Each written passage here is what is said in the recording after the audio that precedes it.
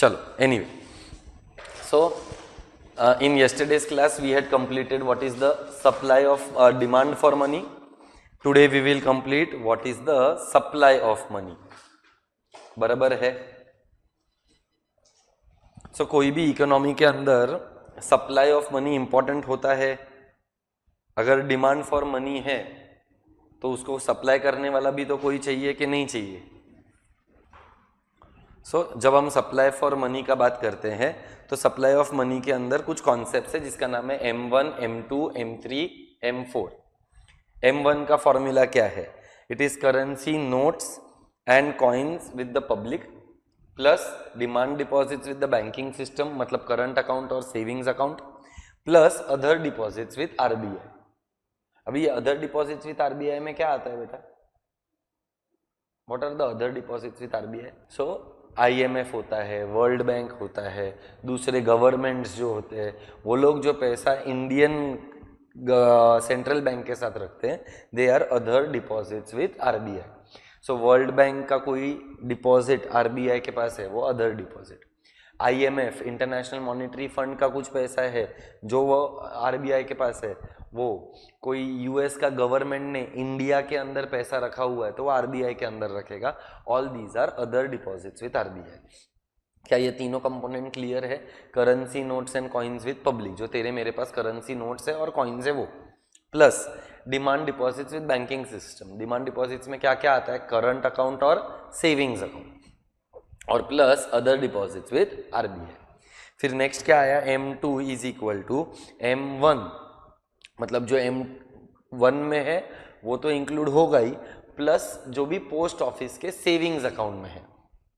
So India has the largest network of post offices in the world. उसमें से savings deposit जो भी रहेगा वो M2 के अंदर इंक्लूड हुआ. सो what is the difference between M1 and M2? M1 सिर्फ बैंकिंग का है, M2 banking plus post office का है. अपने को ये कंपैरिजन कैसे करने का? M1 is compared with M3 and M2 is compared with M4, because M1 and M3 are banking, whereas M2 and M4 are banking plus post office. Next वाला formula देख, M3 आया तो अपने को क्या लगता है? Sir M3 is equal to M2 plus करते हैं. ऐसा नहीं है, क्योंकि मैंने क्या बोला? कंपैरिजन M1 का M3 के साथ है, बैंकिंग का है. इसीलिए फॉर्मूला में क्या आया? M1 plus time deposit. तो M1 में देख ऑलरेडी सेविंग्स डिपॉजिट था, M3 में हम लोगों ने क्या ले लिया? टाइम डिपॉजिट्स भी ले लिया. M1 plus time deposits of the banking system is equal to M3. और M4 में क्या आएगा? जो भी बैंकिंग में है वो तो सब आएगा ही, मतलब M3 तो आएगा ही, plus total deposits of the post office. Plus कौन सा डिपॉजिट्स? टोटल डिपॉजिट्स का मतलब क्या होता है? सेविंग्स में भी है वो, और जो टाइम डिपॉजिट्स रहेगा वो. टाइम डिपॉजिट्स में क्या क्या आता है? फिक्स्ड डिपॉजिट और रिकरिंग डिपॉजिट. अगर कंपैरिजन करने का रहेगा तो हम क्या बोलेंगे? It is always between M1 and M3, और M2 का कंपैरिजन किसके साथ होता है? M4. M1 और M3 कौन सा एस्टिमेट्स है? बैंकिंग का है, जबकि M2 और M4 क्या है? Banking plus post office. अच्छा, अभी M1, M2, M3, M4 money का सप्लाई किस में ज्यादा है?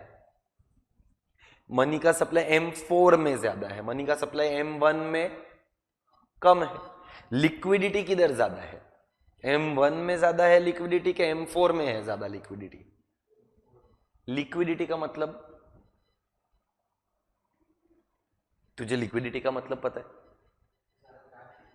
Liquidity is easily convertible into an asset. Can you easily convert time deposits? Can you withdraw time deposits whenever you want? इसका मतलब उसका convertibility easy है कि time consuming है? इसका मतलब liquidity कम है. बेटा M4 के अंदर मनी का सप्लाई ज्यादा है पर लिक्विडिटी कम है. अभी तो M2 के साथ कंपेयर करेगा, M2 के साथ अगर कंपेयर करेगा, बिकॉज M2 का कंपैरिजन M4 के साथ है. M2 के अंदर मनी का सप्लाई क्या है? अंडर M2 मनी का सप्लाई इज लेस, पर लिक्विडिटी कंपेरेटिवली ज्यादा है। लिक्विडिटी क्यों कंपेरेटिवली ज्यादा है? क्योंकि उसके अंदर टाइम डिपॉजिट्स नहीं है, सेविंग्स डिपॉजिट विड्रॉएबल है, जब चाहिए तब अपन विड्रॉ कर सकते हैं। तो ये कॉन्सेप्ट है M1, M2, M3, M4 का। हाईएस्ट, हाँ मतलब अगर तू M2 और M4 का कंपैरिजन करेगा तो यस, और बैंकिंग का करेगा तो M1 में आएगा ना। सो M1 और M3 का कंपैरिजन, M2 और M4 का comparison. Everybody in Zoom class, are we clear? Please reply in the chat box. Okay, Pratham. What about Isha, Charvi, Aryan? Okay, Charvi. फिर there are new classification by the name of NM1. NM का मतलब new monetary aggregates. अभी ये ऊपर जो हमने पढ़ा था M1, M2, M3, M4, उसमें बैंकिंग पोस्ट ऑफिस दोनों मिक्स था। NM1, NM2, NM3 purely banking है। क्या बोला? They are purely banking. So NM1 and M1 are the same, क्योंकि M1 भी बैंकिंग का था, ये भी बैंकिंग का ही है। फिर NM2 आया, NM2 is equal to NM1 plus short term deposits of the public. मतलब जो भी पब्लिक ने पैसा बैंक के साथ शॉर्ट टर्म के लिए डिपॉजिट किया है वो। Do you know what is included in public? देखो तुम लोग मेरा रिवीजन करने को आए हो कि खुद का रिवीजन करने के लिए आए हो, समझ ही नहीं आ रहा है। पब्लिक मतलब सिर्फ तू और मैं होता है? नहीं है। तो पब्लिक में और कौन होता है? Who else is included in the public? जिसने भी, हर कोई। तो कौन करता है? हाँ तो वो पब्लिक ही हुआ। फिर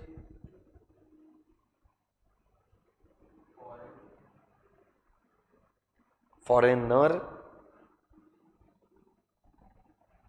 भगवान,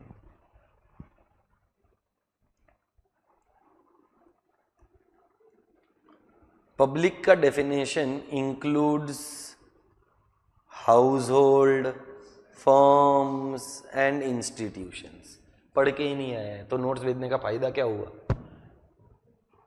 तो मेरे को तो लगता नहीं है कि I am not going to continue with any of the lectures. Today is the last lecture. तुम लोग अगर पढ़ के ही नहीं आ रहे हो तो फिर I don't want to waste my time coming from Thane to Borivali just to see that you don't come prepared. Better you do it on your own. So बेटा आज का अपना लास्ट लेक्चर है, जो भी आपका डाउट्स रहेगा वो आज करवा लो। मैं 12 साढ़े 12 बजे तक बैठ लेगा and we are done, because we don't know anything. Zoom class वालों को रिप्लाई नहीं देना है, जो लाइव क्लास में आया है उसको आता नहीं है, और एक तो आया ही 8 बजे है। अच्छा, उसके अंदर कौन कौन आता है? It does not include the producers of money, क्योंकि producer of money supplier of money के अंदर इंक्लूड नहीं करते, पब्लिक के डेफिनेशन में नहीं आता है। उसके अंदर कौन कौन आता है? लोकल अथॉरिटीज, ये एग्जाम्पल गलत है यहाँ पर, टीएमसी बीएमसी नहीं होना चाहिए। सो लोकल अथॉरिटीज आएगा, एनबीएफसी आएगा, non departmental public sector undertaking like भेल, सेल, गेल, ये सब गवर्नमेंट का कंपनीज है। फिर foreign central banks and government आएगा, एंड इंटरनेशनल मॉनेटरी फंड जैसा जो ऑर्गेनाइजेशन है वो। All these are included in the definition of the concept of public. So हमारा बात हो क्या रहा था? About M1। M1 is equal to, ये तो हो गया, NM1 is equal to M1, NM2 is equal to NM1 plus short term deposits of the public, NM3 is equal to NM2 plus long term deposits of the residents plus call money या तो term money। पता है तो बताओ, नहीं पता है तो मैं बताता हूँ। शॉर्ट टर्म लॉन्ग टर्म तो समझता है, short term is less than 1 year, long term is more than 1 year। So what is call money? Do you know that? If not I will explain.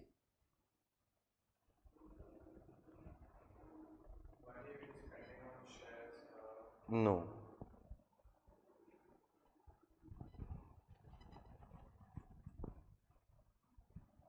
Call money is that money which is demanded over a call for a period of 7 to 15 days, which can be invested in share market. That is a different thing. But call money का मतलब क्या है? It is very short term money. किसी को पैसा 3 दिन के लिए चाहिए, किसी को पैसा 5 दिन के लिए चाहिए, किसी को पैसा 7 दिन के लिए चाहिए।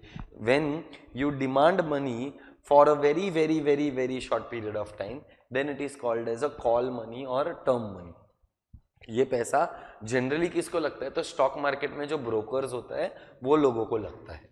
वो बात तेरा सही है, बट पीरियड इंपॉर्टेंट है ना, कि कितने टाइम पीरियड के लिए अपने को कंसिडर करना है। बराबर है? तो क्या ये तीनों फॉर्मूला क्लियर है? अच्छा, ये वाला जो फॉर्मूला है उसमें क्या इंक्लूडेड है? सिर्फ और सिर्फ बैंकिंग है, नॉन बैंकिंग है, कि दोनों है? ये NM1 NM2 NM3 में सिर्फ बैंकिंग है।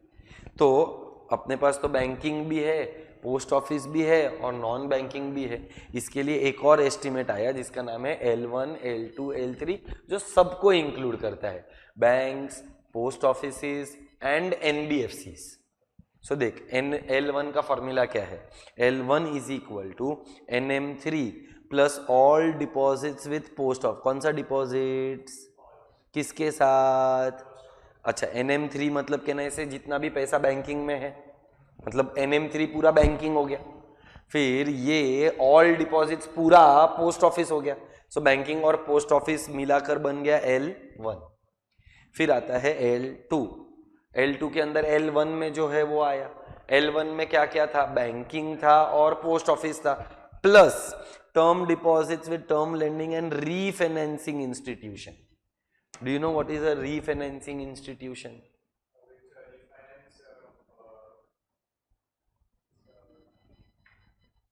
Give me an example if you want, directly, अगर तू वर्ड्स में फ्रेम नहीं कर पा रहा है तो।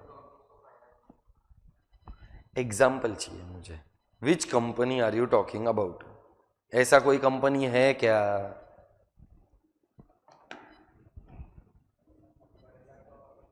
बेटा, रीफाइनेंसिंग इंस्टीट्यूट मतलब नाबार्ड, सुना है नाबार्ड? अच्छा, उसके बाद एक्जिम नाम का एक बैंक सुना रहेगा। ये लोग क्या करता है? They are apex developmental banks, SIDBI. तो डेवलप, तो कितना सारा एग्जाम्पल्स है। डेवलपमेंटल बैंक्स क्या करता है? आरबीआई से फाइनेंस लेकर उसके नीचे जो बैंक्स होता है उसको फाइनेंस करता है। तो रीफाइनेंस ही हुआ ना, taking money from one, giving money to somebody else, not with its own finance but with somebody else's finance. So term deposits with term lending institution and refinancing institution. Refinancing institution का सारा developmental banks are example. Exim is an example, NABARD is an example, SIDBI is an example, etc. NHB, National Housing Bank या board कुछ तो होता है, that is also an example. Plus term borrowings by the financial institution. Can ऐसे a financial institution can borrow money, ये भी money के supply का पार्ट होता है। Plus certificate of deposits. Do we know what is a certificate of deposit?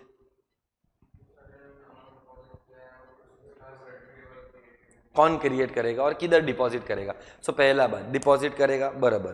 कौन deposit करेगा, किधर डिपॉजिट करेगा, कौन सर्टिफिकेट देगा?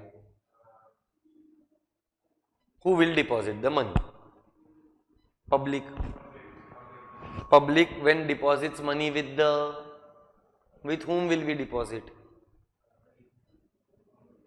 Banks.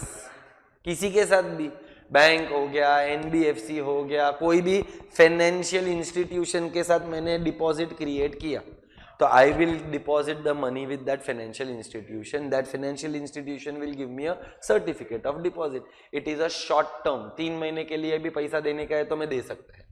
देख, FD और RD जो होता है, what is FD RD? Can I say they are for more than 1 year. मेरे पास एक्सेस फंड्स पड़ा है पर मेरे को 1 साल के लिए पैसे को ब्लॉक नहीं करना है। पैसा तो है पर 1 साल के लिए पैसे को ब्लॉक करना, ये जनरली बिजनेसेस में होता है कि बहुत इनफ्लो आ गया, पैसा ऐसे ही आइडल पड़ा है, तो क्या करना चाहिए? आइडल पड़ा रहेगा तो रिटर्न तो उसके ऊपर कम मिलेगा, तो ये कम रिटर्न से मैं खुश नहीं है। तो एक नया इंस्ट्रूमेंट क्रिएट हुआ जिसका नाम है सर्टिफिकेट ऑफ डिपॉजिट। ये सर्टिफिकेट ऑफ डिपॉजिट के अंदर I can deposit my money for a period of 3 months. Can I say I will get higher rate of return than savings account, but I will get a lower rate of interest as compared to fixed deposit? बराबर है? Sure हो? Clear है? कोई question, queries या doubts है इसमें? So I hope we are clear with L1 and L2. और third वाला तो एकदम ही सिंपल है. L3 is equal to L2 plus public deposits of NBFC, क्योंकि फाइनेंशियल इंस्टीट्यूशंस में एक और कैटेगरी होता है non banking financial corporations. Are we clear? So total अभी तक 10 फॉर्मूला हुआ. M1, M2, M3, M4, NM1, NM2, NM3, L1, L2, L3. ऐसा एक और 11वां शगुन का फॉर्मूला, हाई पावर्ड मनी. ये कौन सा powered money?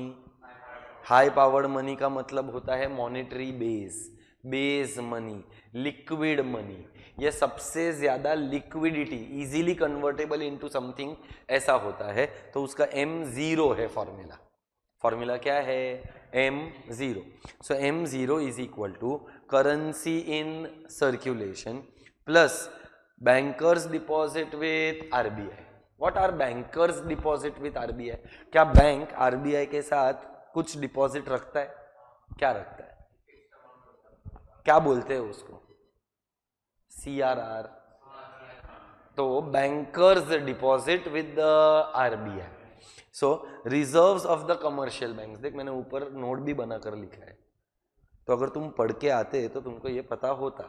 So bankers deposit with RBI plus other deposits with RBI. और मैंने ये नोट में तेको दिया भी है what are other deposits with RBI.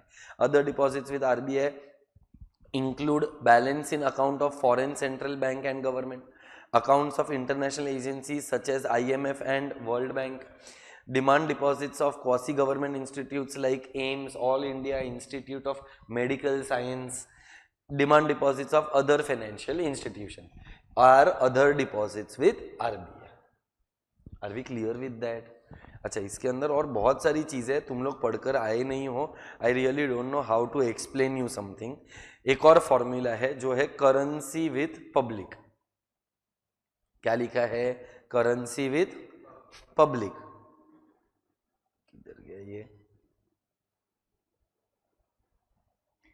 ये देख, यहां पर भी है ना, currency notes and coins with public. तो करेंसी विथ पब्लिक कैसे कैलकुलेट होता है? करेंसी विथ पब्लिक के अंदर currency in circulation plus circulation of रूपी कॉइन एंड स्मॉल कॉइन, पर उसमें से माइनस क्या कर दिया? Cash on hand with banks. क्योंकि बैंक्स के पास जो पैसा है, क्या वो पैसा एक्चुअली में सर्क्यूलेट हो रहा है? नहीं हो रहा है. तो वो क्या बैंक पब्लिक के डेफिनेशन में आता है?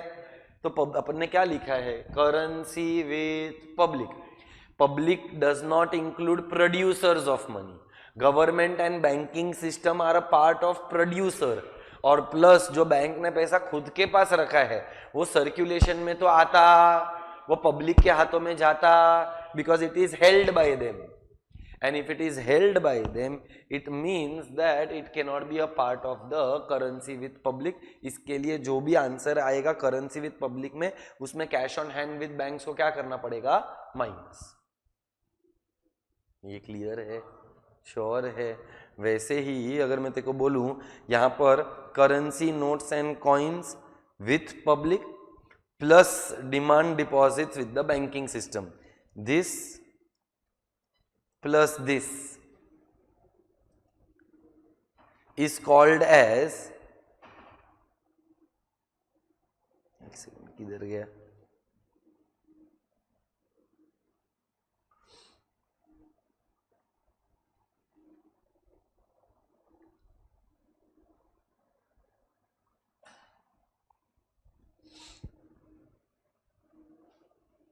Total deposits with the bank.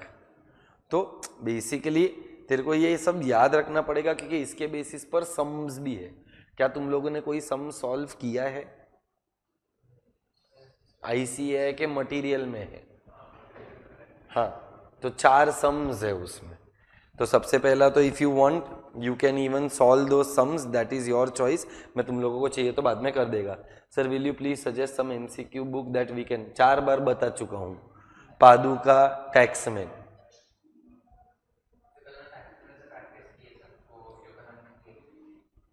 Good, पर आज का क्या, मेरा पढ़ाई करने के लिए आए हो, मेरे को समझ ही नहीं रहा मैं करूँ क्या। I can not teach you the whole chapter, I don't have the time और द एनर्जी। मेरे को ऐसा लग रहा है कि मैं मेरा ही पढ़ाई खुद से वापस कर रहा है।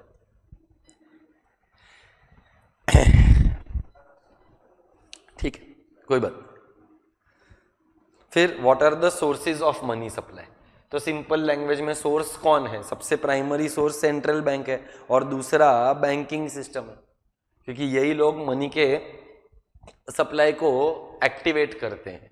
फिर उसका मैंने नोट्स लिखवाया है, दैट इज ओके। उसके बाद बैंकिंग सिस्टम के अंदर what are the determinants of money supply. तो एक एक्सोजीनियस, एक एंडोजीनियस। एक्सोजीनियस मतलब एक्सटर्नल और एंडोजीनियस मतलब इंटरनल। सो आरबीआई मनी के सप्लाई में जो भी चेंज लेकर आता है, it is via its monetary policy, मतलब it is an external factor. Money के सप्लाई में इंटरनली कैसे चेंज हो सकता है, by economic activities. More the economic activities more will be the money supply, less the economic activities lesser will be the money supply. So जब भी हम लोग डिटर्मिनेंट्स ऑफ मनी सप्लाई का बात करते हैं तो दो डिटर्मिनेंट, एक इंटरनल और एक एक्सटर्नल। इंटरनल में इकोनॉमिक एक्टिविटीज और एक्सटर्नल के अंदर आरबीआई, बराबर है। फिर एक कॉन्सेप्ट आता है जिसका नाम है money multiplier.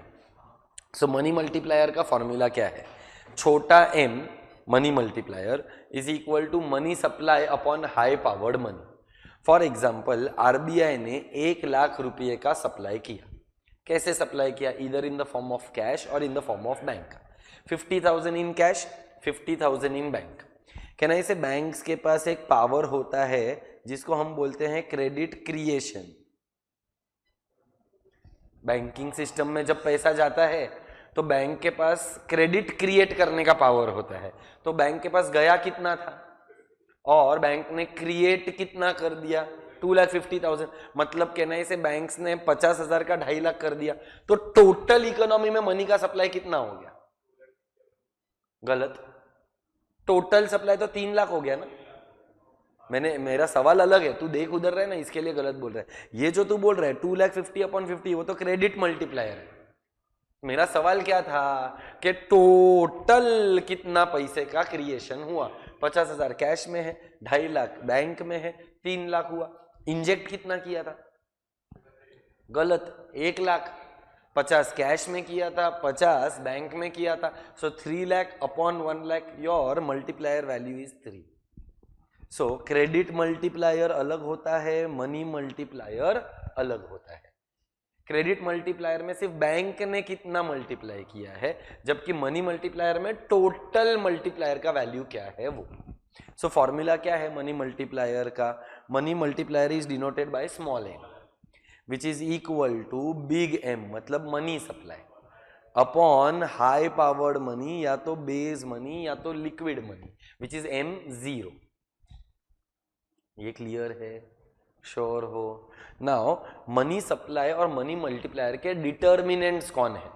So there are 3 determinants of money multiplier और द मनी सप्लाई।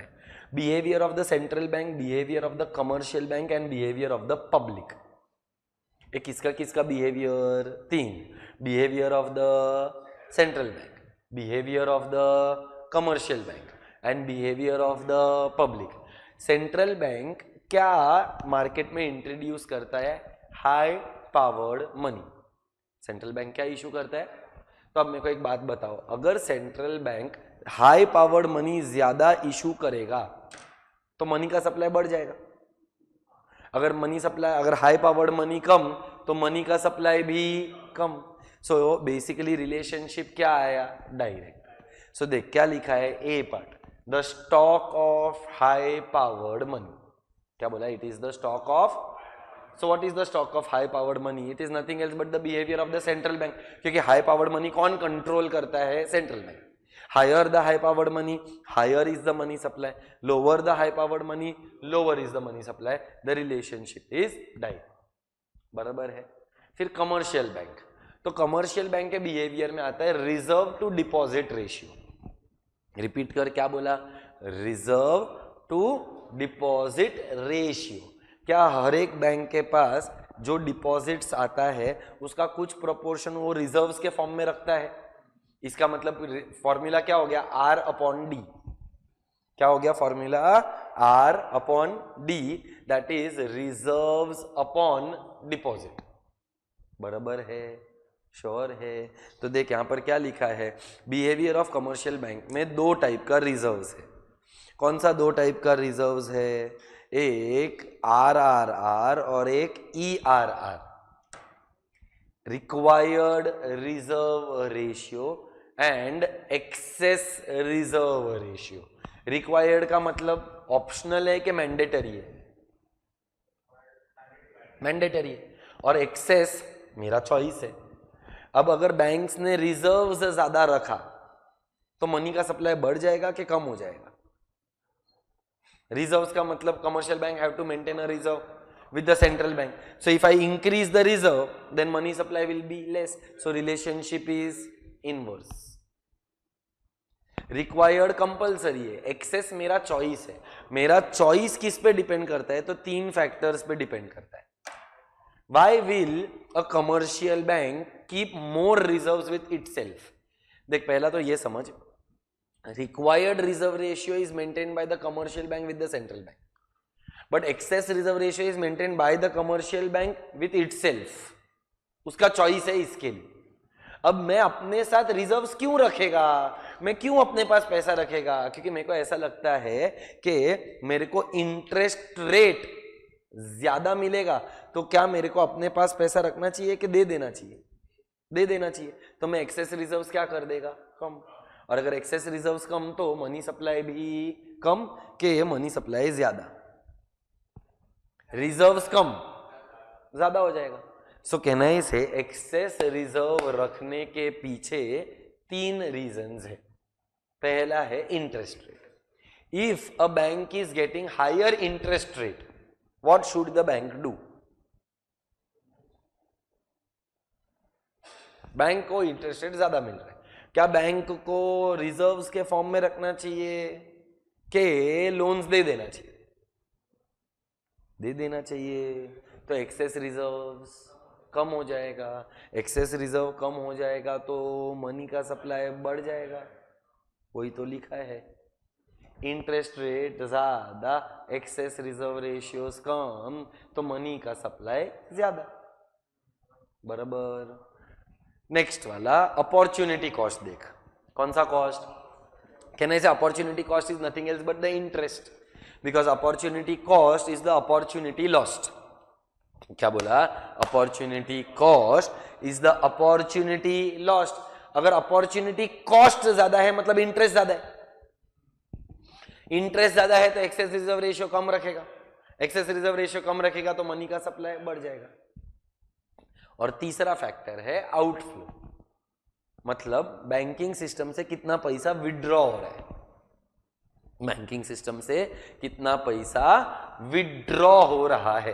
तो अभी सोच समझकर तुम लोग ही मेरे को बताओ, अगर बैंक ये एक्सपेक्ट करता है, बैंक अगर ये एक्सपेक्ट करता है कि विड्रॉवल्स बढ़ने वाला है, तो बैंक्स खुद के पास रिजर्व्स कम रखेगा कि ज्यादा रखेगा? अच्छा, अगर मैंने अपने पास रिजर्व्स कम रखा तो जब तू आएगा मेरे पास लेने के लिए तो मैं देगा कैसा? सो वापरो जरा. अगर बैंक को ऐसा लग रहा है कि लोग अपना पैसा विड्रॉ करने के लिए आने वाला है तो बैंक्स को खुद के पास ज्यादा रखना पड़ेगा. मतलब अगर आउटफ्लो ज्यादा तो एक्सेस रिजर्व रेशियो ज्यादा और एंड देयरफॉर मनी का सप्लाई कम. तो पहला बिहेवियर किसका था? Commercial bank, sorry central bank. दूसरा बिहेवियर किसका है? Commercial bank. सेंट्रल बैंक में हम क्या ऑब्जर्व करते हैं? High powered money. Commercial bank में हम क्या ऑब्जर्व करते हैं? Reserve to deposit ratio. Reserve to deposit ratio के अंदर दो रिजर्व्स है, कौन सा दो रिजर्व्स है? दो रिजर्व्स कौन सा है? R R R E R R. R R R is required reserve ratio, E R R is excess reserve ratio. R R R में कोई डिटर्मिनेंट्स है कि कंपलसरी है, जबकि ई आर आर ऑप्शनल है, मतलब उसके कुछ तो डिटर्मिनेंट्स है. कितने डिटर्मिनेंट्स है? 3. Interest, opportunity cost and outflow. और तीसरा किसका बिहेवियर? पब्लिक. पब्लिक क्या करता है? जो उसके पास करेंसी होता है या तो वो कैश में रखेगा या तो डिपॉजिट करेगा. इसीलिए हेडिंग देख क्या है? Currency to deposit ratio. कौन सा रेशियो? Currency to. तो फॉर्मूला क्या बन गया? C upon D. जबकि रिजर्व टू डिपॉजिट रेशियो का फॉर्मूला क्या था? R upon D. अच्छा, करेंसी टू डिपॉजिट रेशियो. सोच, अगर तूने अपने पास करेंसी ज्यादा रखा, खुद के पास करेंसी, तो बैंक्स में डिपॉजिट, अगर बैंक में डिपॉजिट कम हुआ तो मनी का supply. So currency to deposit ratio ज्यादा है. क्या बोला? Currency to deposit ratio. इसका मतलब करेंसी ज्यादा है कि डिपॉजिट ज्यादा है? Currency to deposit ratio high means what is high? Currency is high.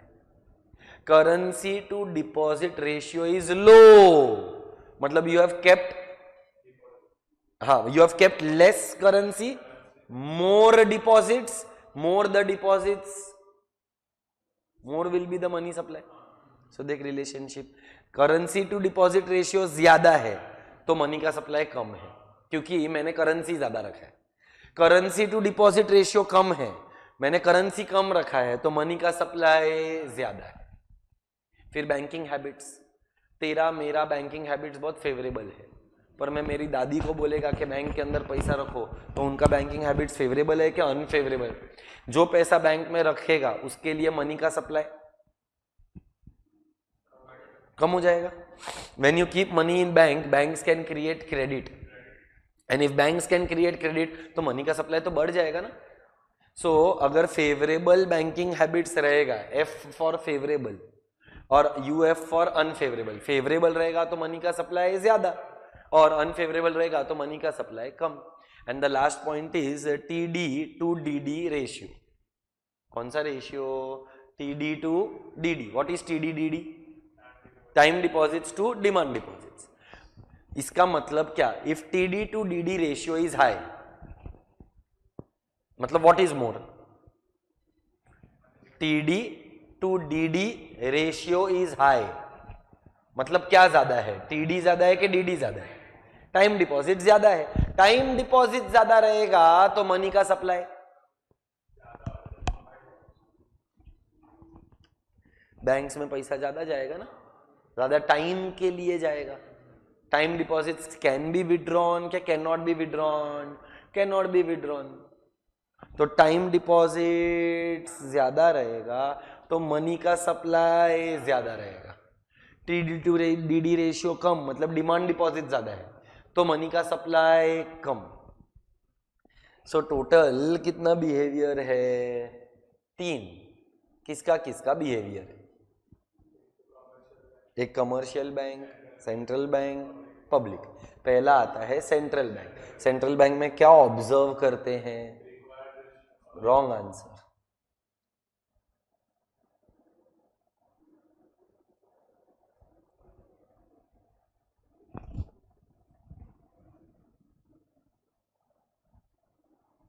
Central bank में हम क्या बिहेवियर ऑब्जर्व करते हैं? Zoom class, please reply in the chat box. 5 minute पहले पढ़ाया. 5.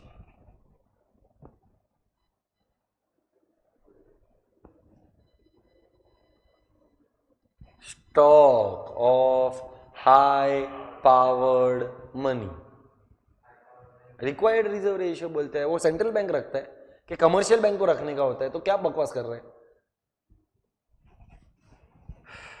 कमर्शियल बैंक के अंदर it is the behaviour of the commercial bank reserve to deposit ratio.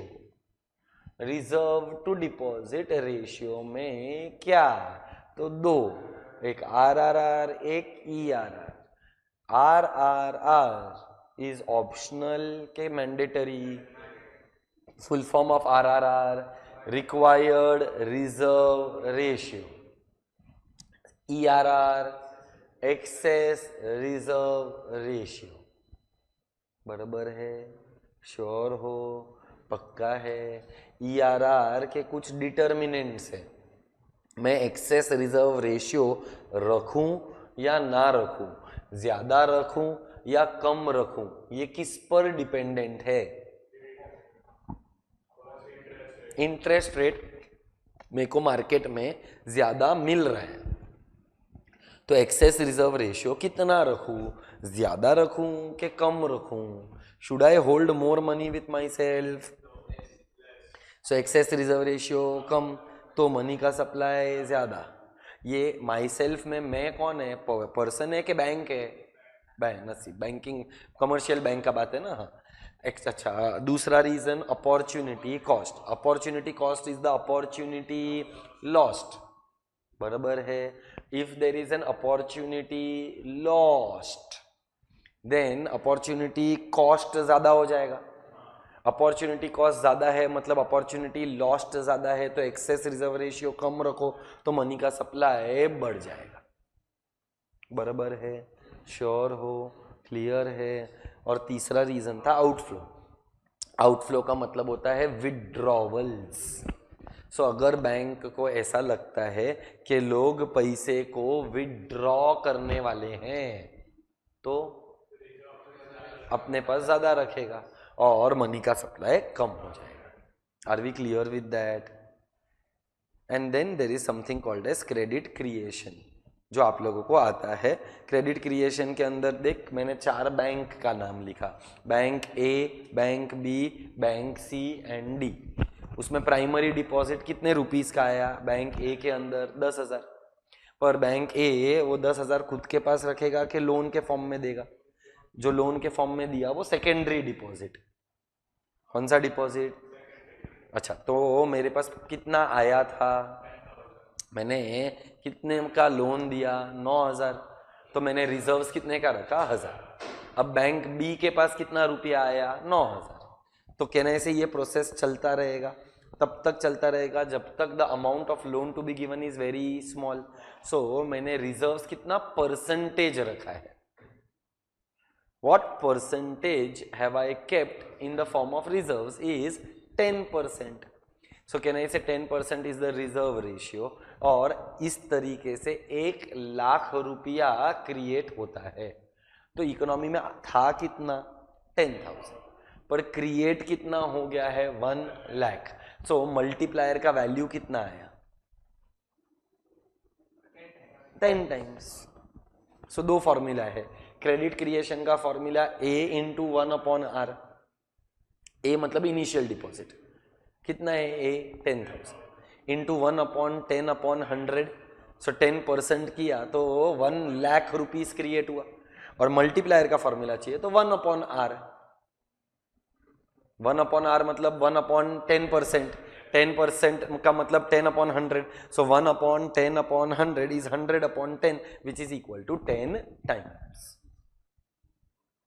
बराबर है ईशा? जैसे ही सवाल पूछता हूं इधर से लोग गायब हो जाते हैं। हाँ, 3 लोग थे, अभी 2 एक ही है। निर्णय चला गया, आर्यन चला गया। ये लोगों को ऐसा लगता है कि ये लोग बिना रिवाइज करके आएंगे और मैं अगर इनको सब समझा पाएगा, पॉसिबल ही नहीं है। मेरा यूनिट 2 रिवाइज करवा कर हो गया है। तुमको इसमें कुछ चाहिए तो मुझे बताओ। You have all the time. Start solving MCQs and then we complete unit 3। We take a break. We will start with chapter number 9। हाँ, मैं ले ही नहीं रहा हूँ next lecture. This is the last lecture. I will cancel it. अगर लोग आ ही नहीं रहे हैं और लोगों को रिवाइज ही नहीं करना है, देन वाई शुड आई कम? हाँ, तुम मेरे को प्रॉमिस करो कि लेक्चर में रिवाइज्ड आएगा तो I will take the lecture, और else I will not come, I will cancel all the lectures. नहीं, वो we will see, we will talk, we will discuss, because ये मेरे को पिछले 3 लेक्चर से यही बोल रहे हो, करके आएंगे। It is a waste of my time and energy. अच्छा, आज लेक्चर में नहीं आ रहे लोग तो फिर पहले ही मना कर देते, भाई मैं क्यों आऊं इधर तक, नहीं आना है तो। That is not my problem, right? You had chosen to write the test, it was optional, and if you have written a test, तो 5 बजे से लेकर अभी तक तो फ्री ही था ना आदमी, 7 बजे के लेक्चर के लिए तो आ ही सकते हैं। लेक्चर किसके लिए रखा है वो बता, तुम्हारे लिए रखा है, और तुम ही नहीं आएगा तो मैं करूं क्या आके? So I am not okay with the fact that you all have requested for lectures. I had told कि सर बच्चे लोगों को माइक्रो इकोनॉमिक्स भी चाहिए, मेरे को आप 12 घंटे का लेक्चर्स डालो। अब मैंने उधर से लेक्चर्स डलवाया तो तुम लोग आ नहीं रहे, so this is not acceptable at any cost.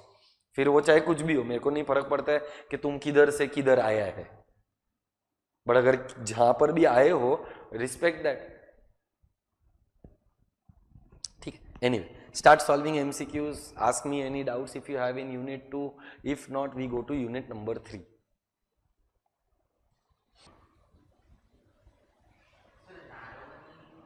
Narrow money मतलब जो मैंने देखो M1 M2 M3 सिखाया, उसके अंदर मनी सप्लाई किस में कम था, M1 में, इसका मतलब M1 is narrow money, M3 is broad money. और अगर M2 और M4 का कंपैरिजन करेगा तो M2 is narrow, M4 is broad. चलो, so we go to the third unit, which is by the name of monetary policy. अब monetary policy का मतलब the policy which is announced by the central bank of the country. India का central bank का नाम क्या है? RBI. RBI monetary policy साल में कितनी बार अनाउंस कर सकता है?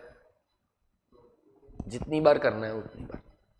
शॉर्ट टर्म लिक्विडिटी मैनेजमेंट बोलते हैं इसको। इंडिया के अंदर एक कमिटी बनाया गया है जिसका नाम है MPC, मॉनेटरी पॉलिसी कमिटी, जिसके अंदर टोटल 6 मेंबर्स है, 3 गवर्नमेंट के हैं, 3 RBI के हैं। और जब भी लगा कि इकोनॉमी में इन्फ्लेशन कंट्रोल के बाहर जा रहा है तो हम नया मॉनेटरी पॉलिसी अनाउंस करके इन्फ्लेशन और रिसेशन को कंट्रोल करने का कोशिश कर सकते हैं। The range that they have given is between 2% to 6%. So 2% के नीचे जाएगा, 6% के ऊपर जाएगा तो it will trigger the MPC to ensure कि भाई अपने को कुछ तो करके वापस उसको वो टारगेट रेंज में लेकर आना है। मॉनेटरी पॉलिसी का बेसिकली ऑब्जेक्टिव क्या होता है? अपने इकोनॉमी में ग्रोथ लेकर आना, बैलेंस ऑफ पेमेंट में इक्विलिब्रियम होना चाहिए, एम्प्लॉयमेंट जनरेट करना, मनी का सप्लाई को कंट्रोल करना, इन्फ्लेशन रिसेशन को कंट्रोल करना। एग्जैक्टली, इन्फ्लेशन रिसेशन को कंट्रोल करने का मतलब क्या हुआ? Price stability. So there are 2 concepts, one is inflation and one is recession. Deflation भी बोल सकते हैं। इन्फ्लेशन में there is a rise in general price level, recession में there is a fall in the general price level. अब अगर inflation है तो क्या करना चाहिए? तो उसके लिए है एनालिटिक्स। देख ऊपर एक वर्ड दिखता रहेगा तेरे को, एनालिटिक्स। एनालिटिक्स का मतलब होता है चैनल्स। चैनल्स का मतलब होता है जरिया। कौन से जरिए से हम मनी के सप्लाई को कंट्रोल कर सकते हैं? मैंने क्या वर्ड यूज किया? इंक्रीज, डिक्रीज के कंट्रोल। कंट्रोल का मतलब क्या है? जब मनी सप्लाई कम है तो मनी के सप्लाई को बढ़ाएंगे, जब मनी का सप्लाई ज्यादा है तो मनी के सप्लाई को कम करेंगे। इसका मतलब होता है कंट्रोलिंग। और कंट्रोल करने के लिए टोटल कितने चैनल्स है? 4। सबसे पहला चैनल का नाम है इंटरेस्ट रेट चैनल। कौन सा रेट चैनल? इंटरेस्ट रेट, जो आपके ICAI के मटेरियल में सेविंग्स एंड इन्वेस्टमेंट चैनल है। तो ICAI मटेरियल में ये चैनल का नाम क्या दिया है? Saving and investment. Savings and investment किस पे डिपेंडेंट होता है? इंटरेस्ट पे। सो तू मुझे बता, अगर इकोनॉमी के अंदर इन्फ्लेशन है, इसका मतलब मनी का सप्लाई ज्यादा है, तो क्या करना चाहिए? RBI को इंटरेस्ट रेट बढ़ा देना चाहिए कि कम कर देना चाहिए? अच्छा, अगर इंटरेस्ट रेट बढ़ा देगा तो लोन्स महंगा हो जाएगा। लोन्स महंगा हो जाएगा तो लोन्स कम हो जाएगा, लोन कम हो जाएगा तो लोगों का डिमांड कम, प्रोड्यूसर का इन्वेस्टमेंट, डिमांड ही नहीं है, कम हो जाएगा तो इन्वेस्टमेंट कम हो जाएगा तो प्रोडक्शन, प्रोडक्शन कम तो आउटपुट, आउटपुट कम तो इकोनॉमी के अंदर ओवरऑल प्राइसेस बढ़ने लगेंगे कि कम हो जाएंगे। वही चीज मैंने देख पूरा लिखा है, इंटरेस्ट रेट ज्यादा तो लोन कम तो डिमांड कम, डिमांड कम तो इन्वेस्टमेंट कम, इन्वेस्टमेंट कम तो O&E that is output and employment कम, आउटपुट एंड एम्प्लॉयमेंट कम तो सप्लाई कम, तो प्राइस स्टेबिलाईज हो गया। तो पहला चैनल का नाम है interest rate channel. This interest rate channel is a part of savings and investment channel as per the material का लैंग्वेज। चल दूसरा चैनल का नाम देख, मेरे को इतना ही दिखाना है, मुझे आगे नहीं दिखाना है। Exchange rate channel. अभी एक्सचेंज रेट चैनल में बेटा मैंने एक एग्जांपल लिया, $1 80 रुपए का हो गया $1 78। इसका मतलब करेंसी अप्रिशिएट होता है। पहला तो ये समझता है क्या? नहीं रे, ये अप्रिशिएट थोड़ी हुआ, ये तो डेप्रिशिएट है। 2 रुपया कम हो गया ना, हाँ तो कम हो गया ना, डेप्रिशिएट तो गलत लिखा है ना ये। आई होप ये तुमको समझ में आता है। मेरा सबसे बड़ा डाउट है कि लोगों को यही आता है कि नहीं आता है। $1.80 हैज नाउ बिकम $1.78। अपना करेंसी अप्रिशिएट, उनका करेंसी डेप्रिशिएट। ये क्लियर? अब थोड़ा सा ना ब्रेन्स यूज करना पड़ेगा वरना इसका आंसर नहीं दे पाएगा। इकोनॉमी में इन्फ्लेशन है, मतलब इंडिया के डोमेस्टिक गुड्स का प्राइस ज्यादा है, तो गवर्नमेंट को क्या करना चाहिए? अपने करेंसी को अप्रिशिएट करना चाहिए कि डेप्रिशिएट करना चाहिए? मेरा सवाल ये है कि किसके वजह से इन्फ्लेशन कंट्रोल होएगा और किसके वजह से रिसेशन में कंट्रोल होएगा? एक अप्रिसिएशन डेप्रिसिएशन, 2 ऑप्शन है, सिचुएशन भी 2 है, इन्फ्लेशन और रिसेशन। कौन से सिचुएशन में कौन सा ऑप्शन का इस्तेमाल करना है, ये मेरा सवाल है और बहुत सोचना पड़ेगा, रैंडमली आंसर नहीं दे पाएगा। करेंसी को अप्रिशिएट करके इन्फ्लेशन को कंट्रोल कर सकते हैं कि करेंसी को डेप्रिशिएट करके कर सकते हैं? इसके लिए बहुत इन डेप्थ एनालिसिस लगेगा। अच्छा, अप्रिसिएशन होगा तो क्या होगा? इंपोर्ट और एक्सपोर्ट पर इंपैक्ट आएगा? क्या इंपैक्ट आएगा वो बता। उनको उनके पॉइंट ऑफ व्यू से सोचना है कि अपने पॉइंट ऑफ व्यू से सोचना है? तो अभी मेरे को एक बात बता, $1.80 का $1.78 हो गया, तो अपना पॉइंट ऑफ व्यू से अपने लिए अच्छा तो है, अच्छा बुरा जाने दे, पर अच्छा बोलकर तू जवाब गलत देने के चांसेस है तेरे। एक्सपोर्ट क्या होएगा वो बता, बढ़ जाएगा कि कम हो जाएगा? हाँ हाँ, यही मैं इसके लिए बोला ना, तेरे को ये कॉन्सेप्ट ही नहीं आता। तूने मेरे को बोला अपना करेंसी अप्रिशिएट हुआ तो उनका करेंसी, तो उनके लिए सस्ता कैसा हुआ?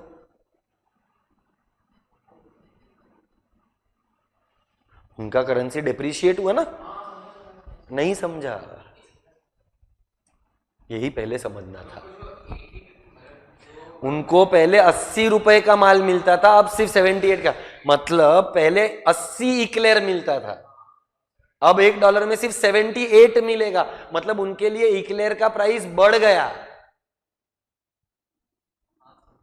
मुझे नहीं पता है अभी तक तुमको समझा है कि नहीं समझा है, but this is what my question was, when our currency appreciates. कैसे? हाँ ये देख, यही देख, अभी कैसा तेरे को पूरा लिंक बैठ गया, क्योंकि कॉन्सेप्ट का क्लैरिटी आएगा तो ही तेरे को लिंक मिलेगा। अब पहले तो let's talk about the effect. Appreciation के वजह से क्या होगा? एक्सपोर्ट्स बढ़ जाएगा कि कम हो जाएगा? कम हो जाएगा। इंपोर्ट्स, क्योंकि अपने लिए इंपोर्ट सस्ता हो गया, इसका मतलब डोमेस्टिक गुड्स का प्राइस जब बढ़ता है, इन्फ्लेशन, तो अपने को एक्सपोर्ट करना चाहिए? नहीं, तो अप्रिशिएट कर। तू समझ रहा है मैं क्या बोल रहा है? अप्रिसिएशन करने के वजह से एक्सपोर्ट ऑटोमेटिकली कम हो जाएगा, इंपोर्ट ऑटोमेटिकली बढ़ जाएगा। डोमेस्टिक गुड्स महंगा लग रहा है तो लोग डोमेस्टिक गुड्स को इंपोर्टेड गुड्स के साथ सब्सटीट्यूट कर लेगा। So appreciation will be useful during the time of inflation. During inflation appreciation is used, during recession depreciation is used. Logic ऊपर दिया गया है। जब इन्फ्लेशन होता है तो प्राइसेस ज्यादा होते हैं, तो डोमेस्टिक गुड्स का डिमांड कम होता है। यहां higher the price lower the demand. इसका मतलब जब प्राइस ज्यादा रहेगा तो डिमांड फॉर डोमेस्टिक गुड्स कम हो जाएगा। डिमांड फॉर डोमेस्टिक गुड्स कम हो जाएगा तो इन्वेस्टमेंट कम, तो आउटपुट कम, एम्प्लॉयमेंट कम, सप्लाई कम, प्राइस कम। पर लोगों को गुड्स तो लगेंगे ना।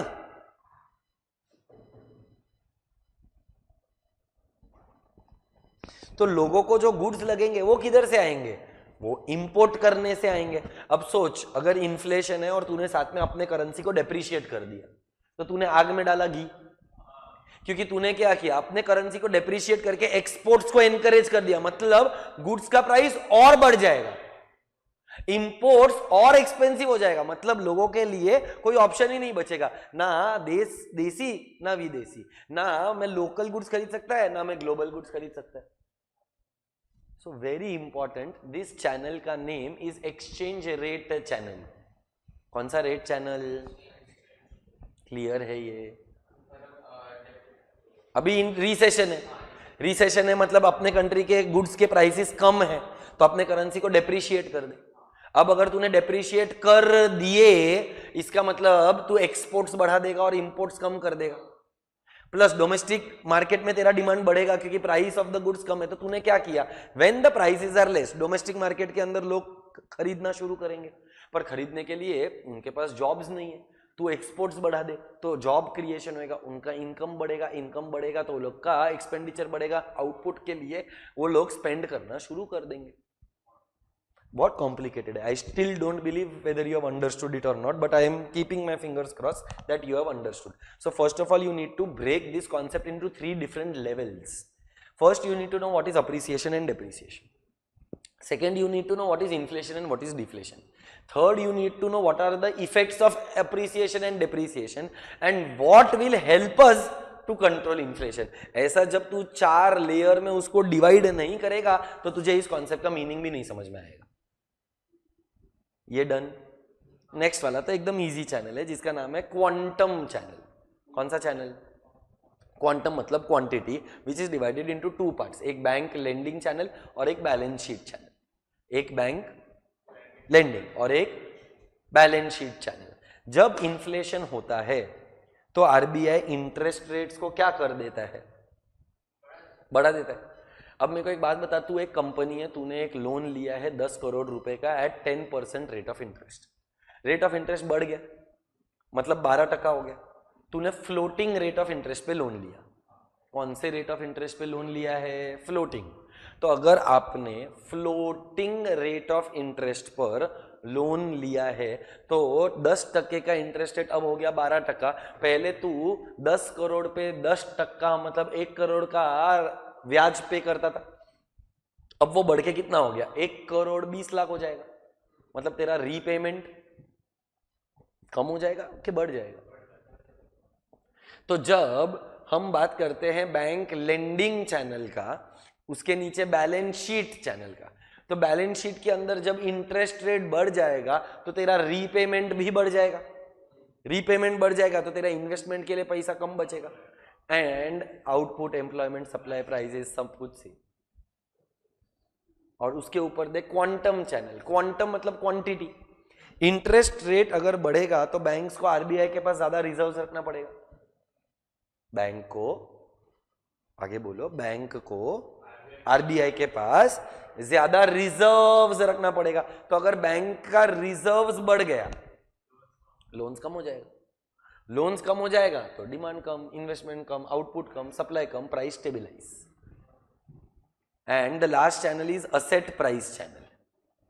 कौन सा प्राइस चैनल? 2 टाइप के असेट होता है, एक इक्विटी होता है और एक डेट होता है। क्या बोला? एक और एक। इक्विटी मतलब स्टॉक मार्केट, डेट मतलब बॉन्ड मार्केट।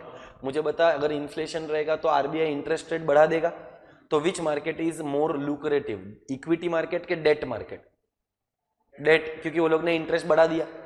तो अगर तेरे को आरबीआई बॉन्ड्स पर higher rate of interest offer कर रहा है, will you invest your money in bond market? अच्छा, but you don't have the money, तो तू क्या करेगा? तेरा इक्विटी में से निकाल कर, मोबाइल रख दे, इक्विटी में से पैसा निकाल कर तू बॉन्ड मार्केट में डाल देगा, तो क्या होगा? Proportion of money invested in bonds बढ़ जाएगा। पर उसके लिए पैसा किधर से लाऊं? या तो बैंक से विड्रॉ करेगा या तो इक्विटी मार्केट से, तो इक्विटी मार्केट में इन्वेस्टमेंट्स कम हो जाएगा। अभी इसमें एक प्रॉब्लम या एक सोचने वाली बात क्या है? Equity is liquid money, bond is not. तो क्या हुआ? गवर्नमेंट ने मस्त गेम खेला, तेरे को 2-4% ज्यादा देकर तेरा लिक्विडिटी खींच लिया। क्या हुआ? बॉन्ड्स में इन्वेस्टमेंट बढ़ गया। अभी तो बॉन्ड में से पैसा 4 साल तक नहीं निकाल सकता है, 2 साल तक नहीं निकाल सकता है, 3 साल तक नहीं निकाल सकता है। तो मनी का सप्लाई कम हो गया, मनी का सप्लाई कम हो गया मतलब इन्फ्लेशन कंट्रोल हो गया। And finally there is something called as what is the monetary policy. बोल, अलग अलग चैनल्स यूज कर सकता है, उनका मर्जी है ना। मतलब एक तरीके से अगर नहीं हुआ तो दूसरा तरीका, दूसरा नहीं हुआ तो तीसरा तरीका, तीसरा नहीं हुआ तो चौथा। They will try to work a solution to the problem. So these are the methods. कौन सा मेथड चूज करना है वो आरबीआई का चॉइस है। Then RBI announces which policy? Monetary policy. Why does RBI announce monetary policy? Say for example to control inflation. Why do we want to control inflation? Because we want price stability. अब ये achieve करने के लिए we will have to select a tool, so selection of an instrument, and by selecting that we will be able to achieve economic growth and development. अब what are the tools? तो 2 type का tools होता है RBI का monetary policy में, quantitative and qualitative. सो जब भी हम लोग किसका बात करते हैं? Monetary policy.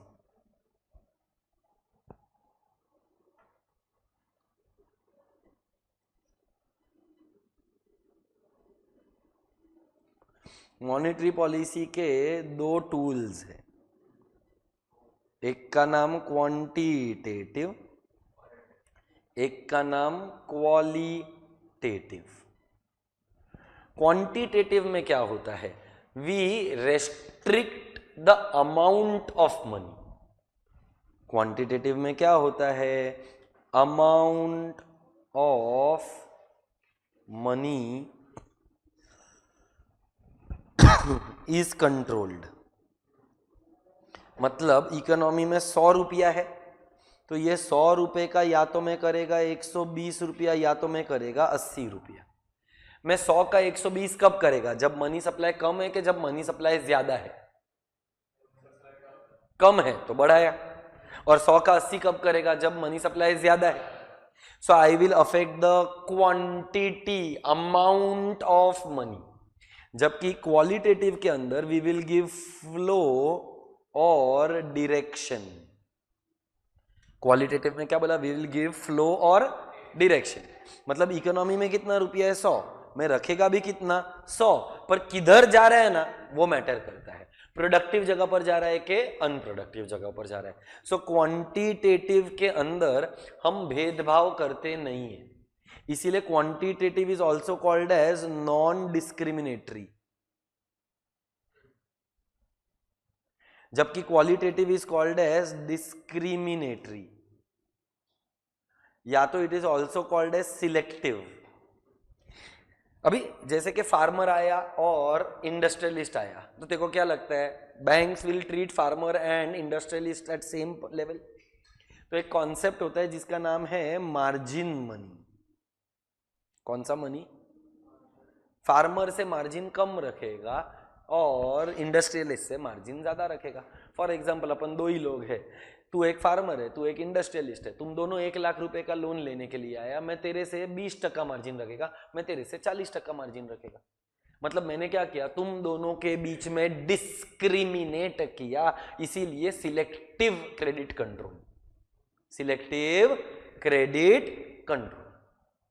सो या तो सिलेक्टिव, या तो डिस्क्रिमिनेटरी, या तो नॉन डिस्क्रिमिनेटरी। अच्छा, अभी क्वांटिटेटिव में क्या क्या आता है, तुमको जो भी नहीं आता रहेगा मेरे को बता देना, आई विल एक्सप्लेन। इसके अंदर आता है CRR, SLR, bank rate, liquidity adjustment facility, जिसके अंदर दो पार्ट्स है, repo rate and reverse repo rate.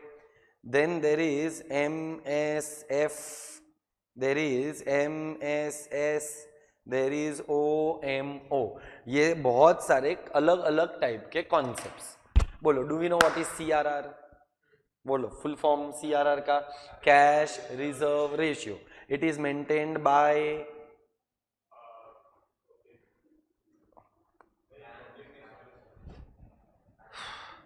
CRR is maintained by the commercial bank with the central bank for nothing in return.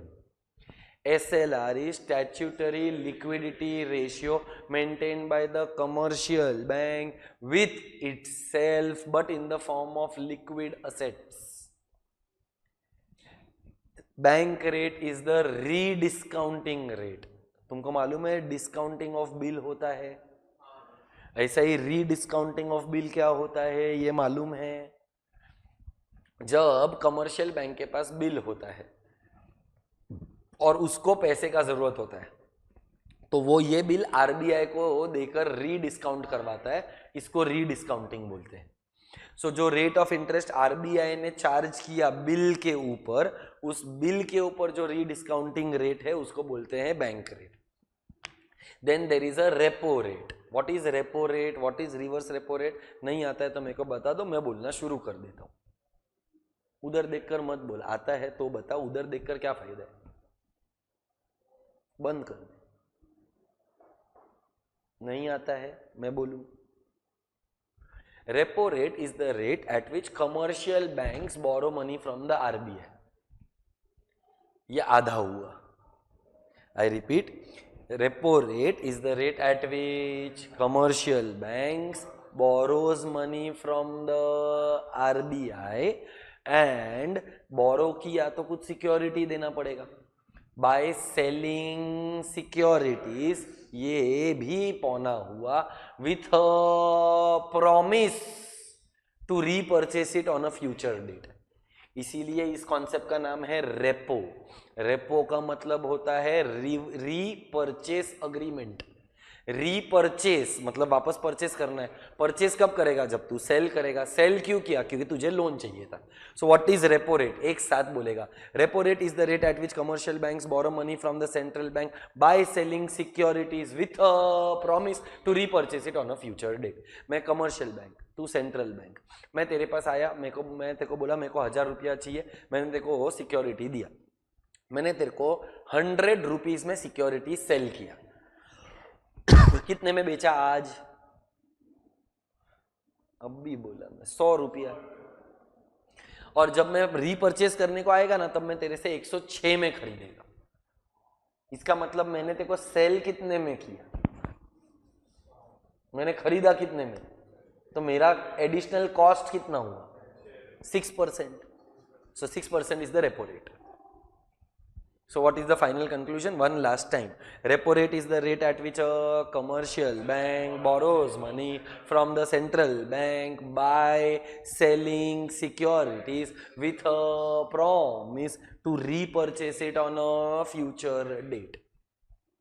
फिर आता है RRR, रिवर्स रेपो रेट। अभी तुम लोग मेरे को बताओ, reverse repo rate is the rate at which central bank borrows money from the commercial bank by selling securities with a promise to repurchase it on a future date। अभी ये थोड़ा ये बोलने के लिए इजी है, रेपो का उल्टा रिवर्स रेपो। पर लॉजिकली सोच, RBI क्यों बोरो करेगा? करता है देश के स्टेबिलिटी के लिए, क्योंकि अगर कमर्शियल बैंक है वो तो वो बाहर पब्लिक को पैसा दे देगा, बाहर पब्लिक को पैसा देगा तो मनी सप्लाई बढ़ा डालेगा, मनी सप्लाई बढ़ जाएगा तो तकलीफ हो जाएगा। तो इसको बोलने का एक और तरीका है, reverse repo rate is the rate at which commercial bank नहीं, हाँ काइंड ऑफ, बट इसको बोलने का तरीका, reverse repo rate is the rate at which commercial bank parks its axis funds. मेरे पास ज्यादा पैसा पड़ा है तो मैंने वो आरबीआई के साथ पार्क कर दिया कि चल तू रख, तू मेरे को रिटर्न में इंटरेस्ट भी दे रहा है, that is reverse repo rate. Then there is MSF, marginal standing facility. तेरे को और पैसा चाहिए, रेपो रेट से तूने पैसा उठाया पर तेरे को उसमें पेट भरा, तूने सारा सिक्योरिटीज बेच दिया फिर भी तेरा पेट भर नहीं रहा, अभी तेरे को और लोन चाहिए, तो आरबीआई बोलते हैं ओके मैं देगा पीनल रेट ऑफ इंटरेस्ट पे। कौन सा रेट ऑफ इंटरेस्ट? पीनल मतलब पेनल्टी, 1% ज्यादा। रेपो रेट अगर 6% रहेगा ना तो MSF 7% रहेगा, मतलब तेरे को पेनल्टी पड़ा, तेरे को पैसा चाहिए ठीक है, पर तेरे को रेपो रेट के रेट पर नहीं मिलेगा। तेरे पास सिक्योरिटीज है तो तू रेपो रेट पे ले, पर अब तेरे पास सिक्योरिटी नहीं है फिर भी तुझे पैसा चाहिए, तो फिर you will have to pay a penalty of extra interest, is called as MSF, marginal standing facility. फिर आता है MSS, market stabilisation scheme. Word क्या है? Market stabilisation scheme. कब लाने का? जब इकोनॉमी में इनस्टेबिलिटी है। तो जब मनमोहन सिंह नाम का एक प्राइम मिनिस्टर हुआ करता था, जो इंडिया का one of the finest finance minister था, but unfortunately not a very successful prime minister. तो जब वो प्राइम मिनिस्टर बने तो वर्ल्ड को बहुत एक्सपेक्टेशन था कि यार ये आदमी तो बहुत जोरदार काम करेगा, जिसकी वजह से इंडिया के अंदर 30,000 करोड़ रुपए का इनफ्लो हुआ। अभी 30,000 करोड़ रुपीज कंट्री के अंदर आया तो मनी सप्लाई बढ़ गया, इन्फ्लेशन बढ़ जाएगा। तो क्या आई हुई लक्ष्मी को बोलने का ये नहीं नहीं मत आ, वापस जा, घर जा, ठुकरा देना चाहिए आई हुई लक्ष्मी को? तो मनमोहन सिंह ने अपना दिमाग का इस्तेमाल किया और बोलता है ठीक है ना, अगर एक तरफ से पैसा अंदर आ रहा है तो दूसरी तरफ से पैसा बाहर निकाल लेते, एक्सेस लिक्विडिटी को अपन सक कर लेते हैं। तो गवर्नमेंट ने इंट्रोड्यूस किए bonds under the scheme MSS, short term के लिए। कितने टर्म के लिए? अच्छा, कंट्री के अंदर मनी सप्लाई कितने का आया? 30,000 करोड़ का। गवर्नमेंट ने बॉन्ड्स कितने का लॉन्च कर दिया? 30,000 करोड़ का। जो पब्लिक था उसको रेट ऑफ इंटरेस्ट ज्यादा मिल रहा था, तो ये ज्यादा रेट ऑफ इंटरेस्ट के लालच में पब्लिक ने क्या किया? बॉन्ड्स में इन्वेस्ट कर दिया। तो मेरे को बता, 30,000 का मनी सप्लाई बढ़ गया, 30,000 करोड़ से मनी सप्लाई कम कर दिया, market stabilisation scheme. But these bonds are issued for short term, not for long term. Long term में क्या है? OM. Long term में क्या है? OMO का मतलब ओपन मार्केट ऑपरेशंस। तू मुझे बता, what should the RBI do? सोच समझ के जवाब देना, नहीं तो गफला हो जाएगा। RBI should do buying के selling. What should RBI do? RBI should buy के आरबीआई शुड सेल? मैं बार बार पूछ रहा है आरबीआई को क्या करना चाहिए? बाय। Very good. सो अगर आरबीआई बाय करेगा, ये this is during the time of inflation. अच्छा, इन्फ्लेशन में लोगों के पास मनी सप्लाई ज्यादा है, मतलब अगर आरबीआई खरीदेगा तो आरबीआई तेरे को पैसा देगा, मतलब मनी सप्लाई तूने और बढ़ा दिया। तो ये सही है, मतलब तूने वापस आग में क्या डाला? घी। क्योंकि अगर तू ऐसा करेगा तो मेरे को एक बात बता, इन्फ्लेशन में मनी सप्लाई ऑलरेडी ज्यादा है। अगर मनी सप्लाई ज्यादा है और अगर आरबीआई बाय करेगा तो मनी का सप्लाई तो और बढ़ जाएगा ना। तो आरबीआई को क्या करना चाहिए? सेल करना चाहिए ड्यूरिंग इन्फ्लेशन, क्योंकि अगर आरबीआई बेचेगा तो पब्लिक खरीदेगा, पब्लिक खरीदेगा तो उनका मनी सप्लाई मेरे पास आएगा, तो इकोनॉमी का मनी सप्लाई कम हो जाएगा। So sell during inflation and buy during recession. During, are we clear? Are you sure? So बेटा टोटल 8 कॉन्सेप्ट है। CRR, SLR, bank rate, repo rate, reverse repo rate, MSF, MSS, OMO। और qualitative में एक तो मैंने margin पढ़ाया तेरे को, मार्जिन का मतलब इंडस्ट्रियलिस्ट के साथ अलग मार्जिन और फार्मर के साथ अलग। मार्जिन का मतलब तूने मांगा लोन 1 लाख का पर मैंने अप्रूव किया 90,000 का, तूने मांगा लोन 1 लाख का पर मैंने अप्रूव किया 80,000 का, तो एक से मैंने 10% मार्जिन रखा, एक से मैंने 20% मार्जिन रखा। फिर there is something called as credit rationing, there is something called as credit ration या रेशनिंग। क्रेडिट कहना इसे इकोनॉमी में 100 रुपए का गया, 100 रुपए का क्रेडिट किधर किधर गया, तो प्राइमरी में गया, सेकेंडरी में गया, टर्शियरी में गया। अच्छा, प्राइमरी में गया कितना रुपया, 20 रुपया, टर्शियरी में कितना गया, 25 रुपया, टर्शियरी में कितना जा रहा है, 55 रुपया। अब इसके वजह से इकोनॉमी में इन्फ्लेशन है, तो क्या आरबीआई इस कॉन्फ़िगरेशन को चेंज कर सकता है? नाम ही क्या है कॉन्सेप्ट का, क्रेडिट रेशन। आरबीआई को लगता है कि भाई प्राइमरी में 40% जाना चाहिए, आरबीआई को लगता है इधर 35% जाना चाहिए और इधर कितना बचा, 25। सो आरबीआई ने क्या किया, जो फ्लो था वो सेम फ्लो रखा 100 रुपीज का, बट किधर जा रहा है वो चेंज कर दिया। इसको बोलते हैं credit rationing.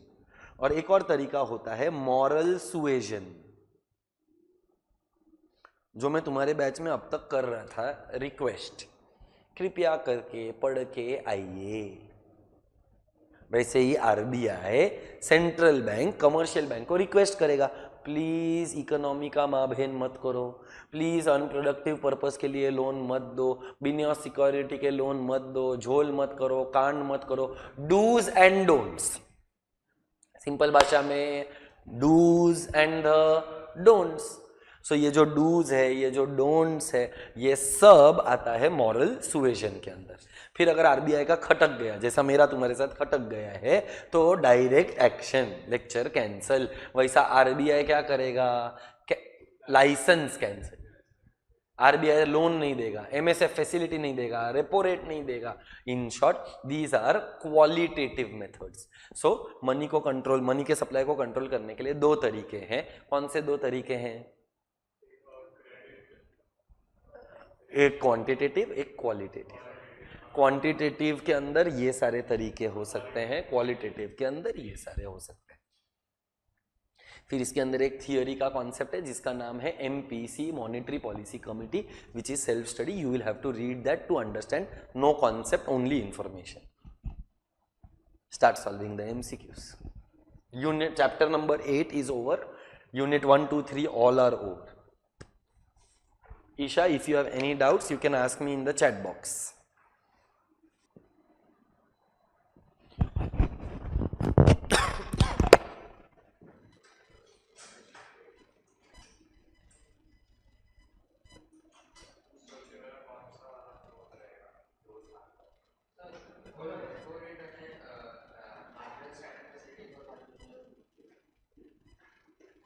Repo rate is the rate at which commercial banks borrow money from RBI by selling securities with a promise to repurchase it at future date. 100 का 106,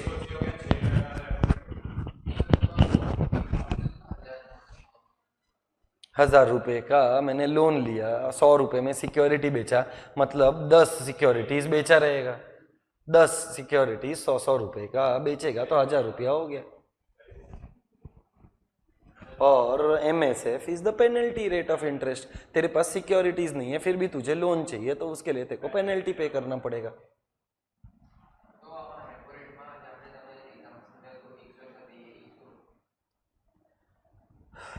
₹100 में I have sold the securities, 106 rupees में I will purchase it back. तो what is the rate of interest that RBI charged me? वही मैं पहले भी समझा है, सेम।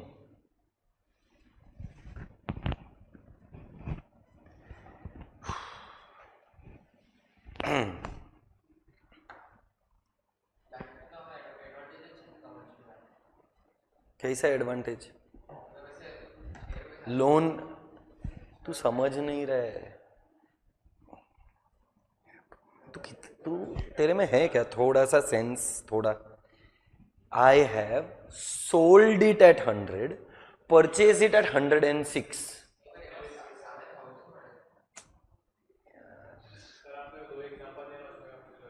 अबे 100 रुपया प्राइस ऑफ सिक्योरिटी है, 1000 रुपए का लोन लिया है, तो क्या 100 के सामने 1000? तू कौन सा ऐसा बैंक है? तो मैं भी यही काम करता हूं. अरे मतलब एक सिक्योरिटी का प्राइस 100 रुपया है, तो I would have sold 100 securities. 100 × 10 is 1000. क्या कर रहा है यार, इतना बेसिक चीज. अच्छा, 1000 रुपए का सिक्योरिटी 1006 रुपए में खरीदा. अब ठीक है, भूल जा 100 वाला एग्जाम्पल. एक सिक्योरिटी का भाव 1000 रुपया था, मैंने सेल किया 1000 रुपए में, मैंने खरीदा 1006 रुपए में या 1060 रुपए में, क्योंकि 6% चाहिए ना मेरे को. वो 100 इसके लिए लिया था ताकि कैलकुलेशन पर्पस इजी हो. ऐसा कौन सा बैंक रहेगा अरे कि मैं जो 100 रुपया देगा और सामने मेरे को 1000 रुपया देगा? क्या बात कर रहे हैं? अरे पण लॉजिक कन्फ्यूजन में છે ને लॉजिक होवी જોઈએ. लॉजिक वापरीश. कई एवी बैंक होय जेने હું 100 રૂપિયાની સિક્યોરિટી આપીશ તો 1000 રૂપિયા આપશે. ગાંડો થઈ ગયો છે તું? તો પછી હું એ જ ધંધો કરું ને.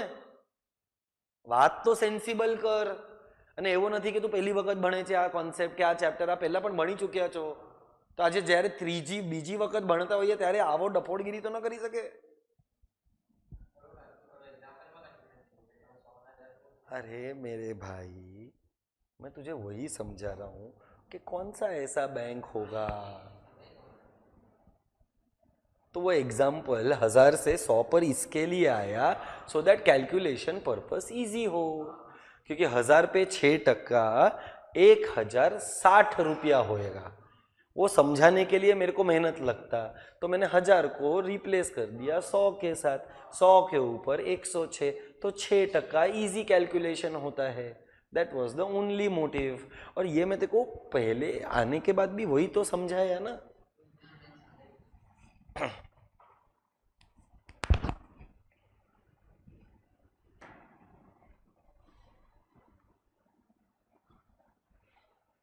और तुम लोग ही बताओ आगे कंटिन्यू करना है आज के लेक्चर में कि नहीं करना. It is your choice, because तू तो जा रहा है वैसे भी. बचा तू और Isha. So Isha and what's your name? Jiyansh. Isha and Jiyansh, let me know if you want to continue this lecture ahead. I don't mind the teaching. I will revise chapter 9, unit 1 and unit 4, provided you want me to teach. Okay, Isha wants to learn. Do you also want to learn?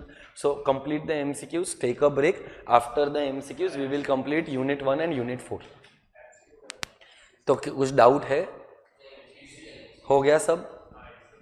Isha, done with the MCQs? Can we go ahead and take a break?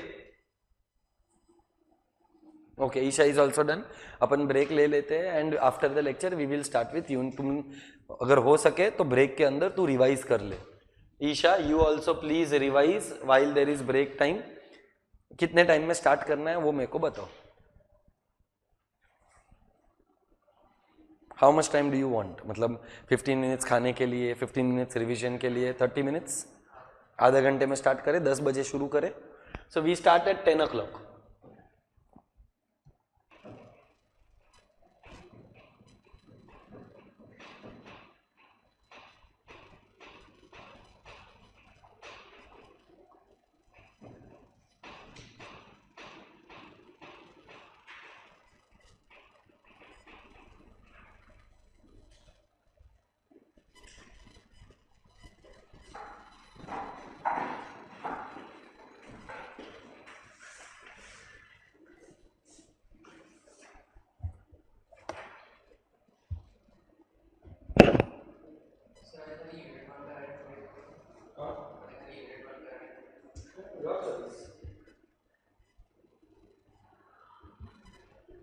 इसमें से कौन सा है sir?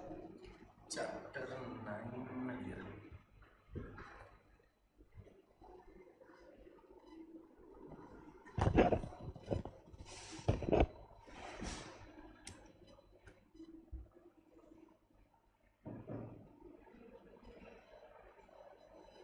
इसको लगाने पे touch हो रहा है? नहीं हो रहा है, मस्त हो रहा है। पहले पता होता। ये एक्सपी पेन का है, यूज़ इसमें आया है। एक्सपी पेन में इशू नहीं आता है इसका। नहीं, उसमें टच का इशू नहीं है। हाँ, ये तो बहुत अच्छा हो गया, नहीं तो मैं इतना परेशान होता हूँ ना, वो टच होता रहता है, ठीक से होता नहीं है फिर वो। 3 MB का है ना, काहे के लिए इतना टाइम लग रहा है? 5 मिनट्स। नेट स्लो ही लगता है। हाँ, वेलकम ईशा। 50 मिनट 8 घंटा हो गया।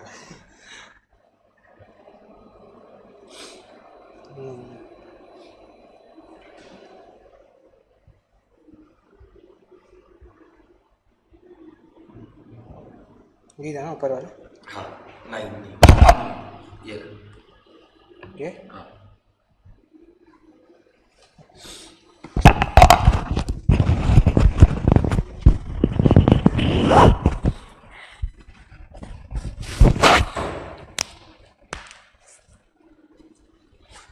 चल, सो इंटरनेशनल ट्रेड मतलब कैन आई से there is import and export.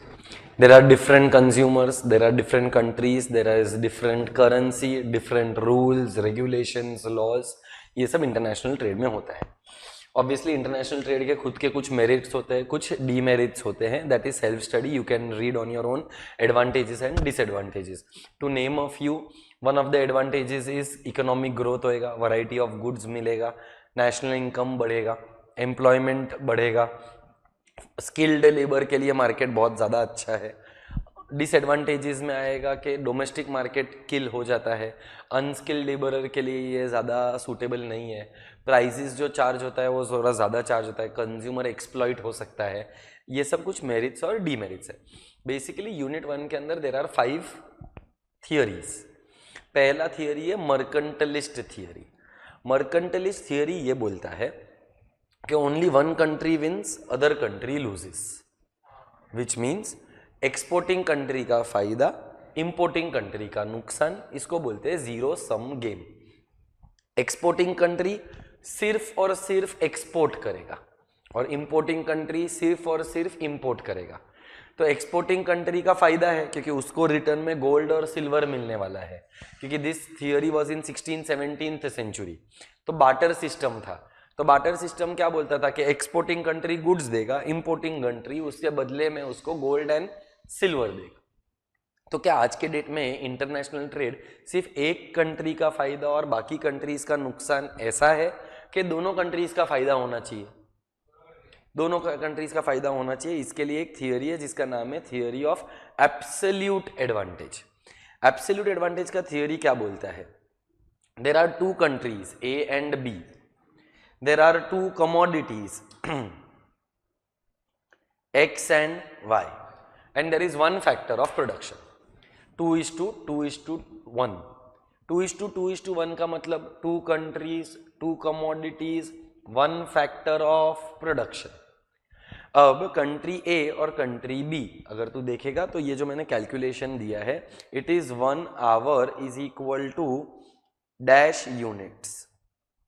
मतलब जो मैंने अंदर लिखा है वो यूनिट्स है, और वो यूनिट को बनाने के लिए कितना घंटा लगता है? 1. सो 1 घंटे में कंट्री ए कितना बनाता है? 6. 1 घंटे में कंट्री बी कितना बनाता है? 1. सो विच कंट्री इज बेटर? वैसे ही तू कमोडिटी वाई के लिए कंपेयर करेगा तो तुझे ये दिखेगा कि एक कंपनी, एक कंट्री एक कमोडिटी में बेटर है, दूसरी कंट्री दूसरे कमोडिटी में बेटर है, और उनको इंटरनेशनल ट्रेड करना चाहिए. इसमें दोनों का फायदा है.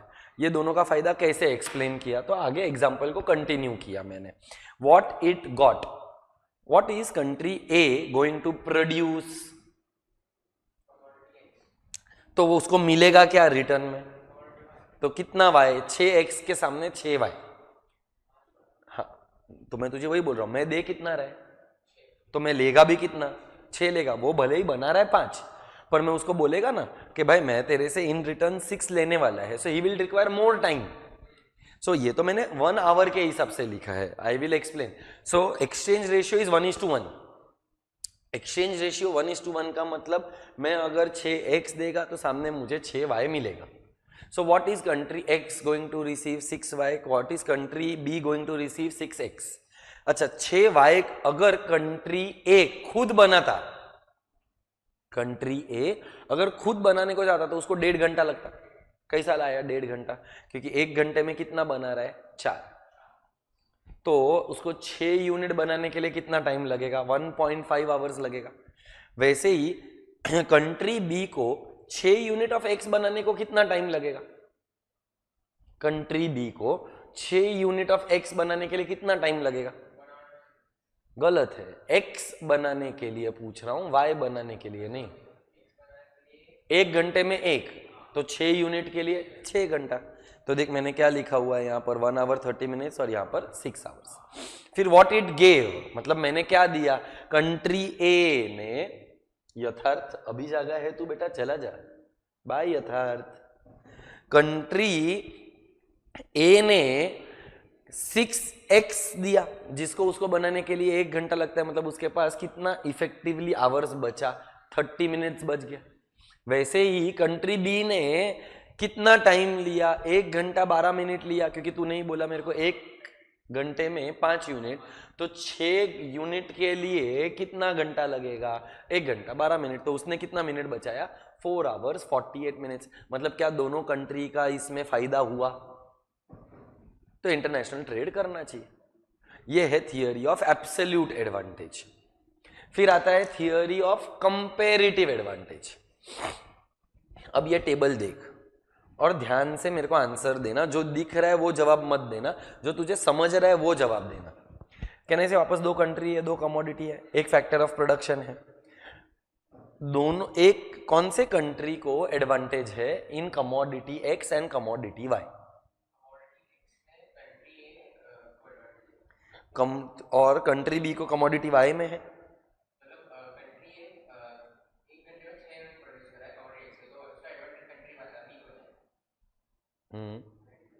और कमोडिटी वाई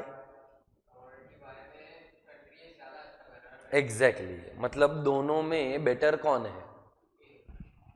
तो यही तुझे समझना था कि सर ऊपर वाले एग्जांपल में एब्सोल्यूट एडवांटेज में क्या पड़ा? एब्सोल्यूट एडवांटेज में एक को एडवांटेज, दूसरे में दूसरों को एडवांटेज, तो ट्रेड कर लो। पर ये टेबल देखकर क्या दिख रहा है? सर ए दोनों में ही अच्छा है बी के कंपैरिजन में। नहीं, तो भी इंटरनेशनल ट्रेड करने का, और इसमें दोनों का फायदा होएगा। कैसे? तो country should produce that commodity जिसमें उसको डिसएडवांटेज कम है। I repeat, country should produce that commodity जिसमें उसको डिसएडवांटेज कम है। तो कंट्री ए का डिसएडवांटेज कम एक्स में है, कंट्री बी को दोनों में ही डिसएडवांटेज है, पर कम डिसएडवांटेज वाई में है, क्योंकि 1 घंटे में 2 बना रहे। सो 1 आवर में 2 units is better than 1 hour में 1 unit. So what is decided? जिसका डिसएडवांटेज कम रहेगा उसको वो कमोडिटी का प्रोडक्शन करना चाहिए। तो क्या किया? कंट्री ए ने एक्स बनाया, कंट्री बी ने वाई बनाया, सेम कैलकुलेशन किया मैंने। What it got, what it gave, दोनों का देख 30 मिनट्स और 3 आवर्स बचा। कैसे? 6y बनाने के लिए कंट्री ए को लगता है 1.5 घंटा, 6x को कंट्री बी को बनाने के लिए लगता है 6 घंटा। What it gave? 6x दिया, कंट्री ए ने 6x दिया, उसको बनाने के लिए उसको 1 घंटा लगा, तो उसका 30 मिनट का फायदा हो गया। कंट्री बी को 3 घंटा ही लगा, क्योंकि अगर वो x बनाने को जाता तो उसको 6 लगता, पर उसने x इंपोर्ट कर लिया, इसका मतलब उसका 3 घंटा बचा। तो कहने से क्या दोनों कंट्रीज को इसमें भी एडवांटेज मिला? The answer is yes. So international trade होना चाहिए। तो पहला वाला कॉन्सेप्ट कौन सा था? Absolute advantage. दूसरा वाला कॉन्सेप्ट कौन सा था? Comparative advantage. Theory of comparative advantage. अभी ये जो थियरी था कंपैरेटिव एडवांटेज, ये दिया था रिकार्डो ने। रिकार्डो बोलता है कि ओनली लेबर का वैल्यू कंसिडर करना चाहिए, जबकि अपॉर्चुनिटी कॉस्ट का कॉन्सेप्ट दिया है एक इकोनॉमिस्ट जिसका नाम है हेबरलर, और हेबरलर बोलता है कि अपॉर्चुनिटी कॉस्ट का कॉन्सेप्ट यूज करो। सो अपॉर्चुनिटी कॉस्ट कैसे निकालते हैं? कुछ पाने के लिए कुछ खोना पड़ता है, कितना खोया अपॉन कितना पाया, कितना खोया अपॉन कितना, तो मैंने कितना y खोया 4, कितना x पाया 6, सो 4 अपॉन 6 करेगा तो तेरा इधर आंसर कितना आएगा 0.66, और 6 अपॉन 4 करेगा तो तेरा आंसर कितना आएगा 1.5। सो कंट्री ए को क्या प्रोड्यूस करना चाहिए x, क्योंकि उसका अपॉर्चुनिटी कॉस्ट कम है। कंट्री y का अगर मैं निकालेगा तो ये 2 आएगा और ये 0.5 आया, मतलब अपॉर्चुनिटी कॉस्ट कंट्री b का y में कम है। सो एक कॉन्सेप्ट रिकार्डो ने दिया, एक कॉन्सेप्ट हेबरलर ने दिया। सो पहला थियरी का नाम था मर्केंटाइलिस्ट थियरी, दूसरा थियरी का नाम एब्सोल्यूट एडवांटेज, तीसरे थियरी का नाम एब्सोल्यूट एडवांटेज के रिलेटिव एडवांटेज। हाँ, रिलेटिव का मतलब कंपेरेटिव ही होता है। सो एब्सोल्यूट एडवांटेज के बाद आता है रिलेटिव एडवांटेज, बराबर है। रिलेटिव का मतलब कंपेरेटिव होता है। I don't know, I don't think so. ये मैंने तो दो दिया है, ये अलग एग्जाम्पल है। Next is by the name of Heckscher Ohlin theory. अब देख, पहले इसमें एक और चीज क्लेरिफाई करता हूं। मैंने जो तेरे को कैलकुलेशन दिया वो 1 आवर इक्वल टू यूनिट्स का है। एग्जाम में वो लोग उल्टा भी पूछ सकते हैं, वो लोग पूछ सकते हैं कि 1 unit is equal to these many hours, तो मोर आवर्स इज डिसएडवांटेज, उल्टा हो जाएगा, तो वो भी एक पॉसिबिलिटी तो है। अभी हेक्सचर-ओलिन थियरी के अंदर there were concepts by the name of factor endowment and factor price equalization. Factor endowment मतलब अगर तू एक कंट्री है, मैं एक कंट्री है, क्या अपने पास दोनों इक्वल सेट ऑफ रिसोर्सेज है? अनइक्वल है। तेरे पास कुछ ज्यादा रहेगा तो मेरे पास कुछ कम रहेगा, तेरे पास कुछ कम रहेगा तो मेरे पास कुछ ज्यादा रहेगा। इसको बोलते हैं फैक्टर एंडाउमेंट। क्या बोलते हैं इसको? फैक्टर। देख, रीड कर, फैक्टर एंडाउमेंट में क्या लिखा है? Every country is differently placed with the kind of surplus resources they possess. Her country के पास सेट ऑफ रिसोर्सेज अलग होता है। अब इसके लिए मैंने एक एग्जांपल लिया यूएसए का और इंडिया का। बता, यूएसए में लेबर ज्यादा है कि कैपिटल ज्यादा है? और इंडिया में? तो वही मैंने एग्जांपल में लिखा है, यू कैन चेक। इंडिया के यूएस के अंदर कैपिटल ज्यादा है, इंडिया के अंदर कैपिटल कम है। यूएस के अंदर रेट ऑफ इंटरेस्ट कम है और इंडिया के अंदर रेट ऑफ इंटरेस्ट ज्यादा है। सो कैन आई से यूएसए का रेट ऑफ इंटरेस्ट इंडिया के रेट ऑफ इंटरेस्ट से कम है। सो मैंने लेस देन का साइन डाला। ये लेस देन किसके लिए? कैपिटल के लिए कि रेट ऑफ इंटरेस्ट के लिए? मतलब तू ये बोलना चाहता है कि यूएस के अंदर कैपिटल कम है, तो फिर लेस देन का साइन कैपिटल के लिए कैसा या यूएस के लिए कैसा? वो लेस देन का जो साइन है वो किसके लिए है? रेट ऑफ इंटरेस्ट के लिए है, कि यूएस का रेट ऑफ इंटरेस्ट कम है और इंडिया का रेट ऑफ इंटरेस्ट ज्यादा है। सो रेट ऑफ इंटरेस्ट को लेकर ये साइन है। लॉजिक लगा, तू ही बोला कि कैपिटल ज्यादा है, तो इधर लेस देन का साइन कैसे आएगा अगर कैपिटल के लिए होता तो? वैसे ही वेजेस का। So if you observe, India के अंदर वेजेस कम है और यूएस में वेजेस ज्यादा है, बराबर ना? यहां पर यूएस है, वहां पर इंडिया है। इंडिया यूएस के अंदर वेजेस ज्यादा, इंडिया के अंदर वेजेस कम। सो कहने से अगर मेरे को एक डायग्रामेटिकली रिप्रेजेंट करना रहेगा तो बार डायग्राम ऐसा बनेगा। If you observe the diagram, ये डायग्राम किसके लिए है? वेजेस, ये वाला interest. Wages in USA are higher than India, तो एक ऊपर एक नीचे। Whereas interest in India is higher than USA, तो ऐसा हुआ। क्या ये इक्वल प्राइसेस है? इसके लिए नेक्स्ट कॉन्सेप्ट आता है जिसका नाम है फैक्टर प्राइस इक्वलाइजेशन। ये कॉन्सेप्ट का नाम क्या है? Factor price equalization. अब सोच, अगर इंडिया और यूएसए ने ट्रेड नहीं किया, देख मैंने हेडिंग दिया है नो ट्रेड। मेरे को 2 कमोडिटीज बनाने का है। कौन सा 2 कमोडिटीज? एक लैपटॉप और एक क्लॉथ। तो अगर तू ऑब्जर्व करेगा, लैपटॉप और क्लॉथ के अंदर मेरे को लैपटॉप में 1 unit of labour 2 units of capital, जबकि उल्टा हो जाएगा इन क्लॉथ में लेबर ज्यादा लगेगा, लैपटॉप में कैपिटल ज्यादा लगेगा। तो total requirement 3 labour 3 capital. India और यूएस का मिलाएगा तो देख, लेफ्ट में यूएसए का, राइट में इंडिया का, both will require 3 labour 3 capital if there is no trade. पर अगर मैं ट्रेड करता हूं तो मुझे बता, where will US focus? Will US focus on labour intensive technique के will US focus on capital intensive technique? मतलब US will produce more of cloth के more of laptop.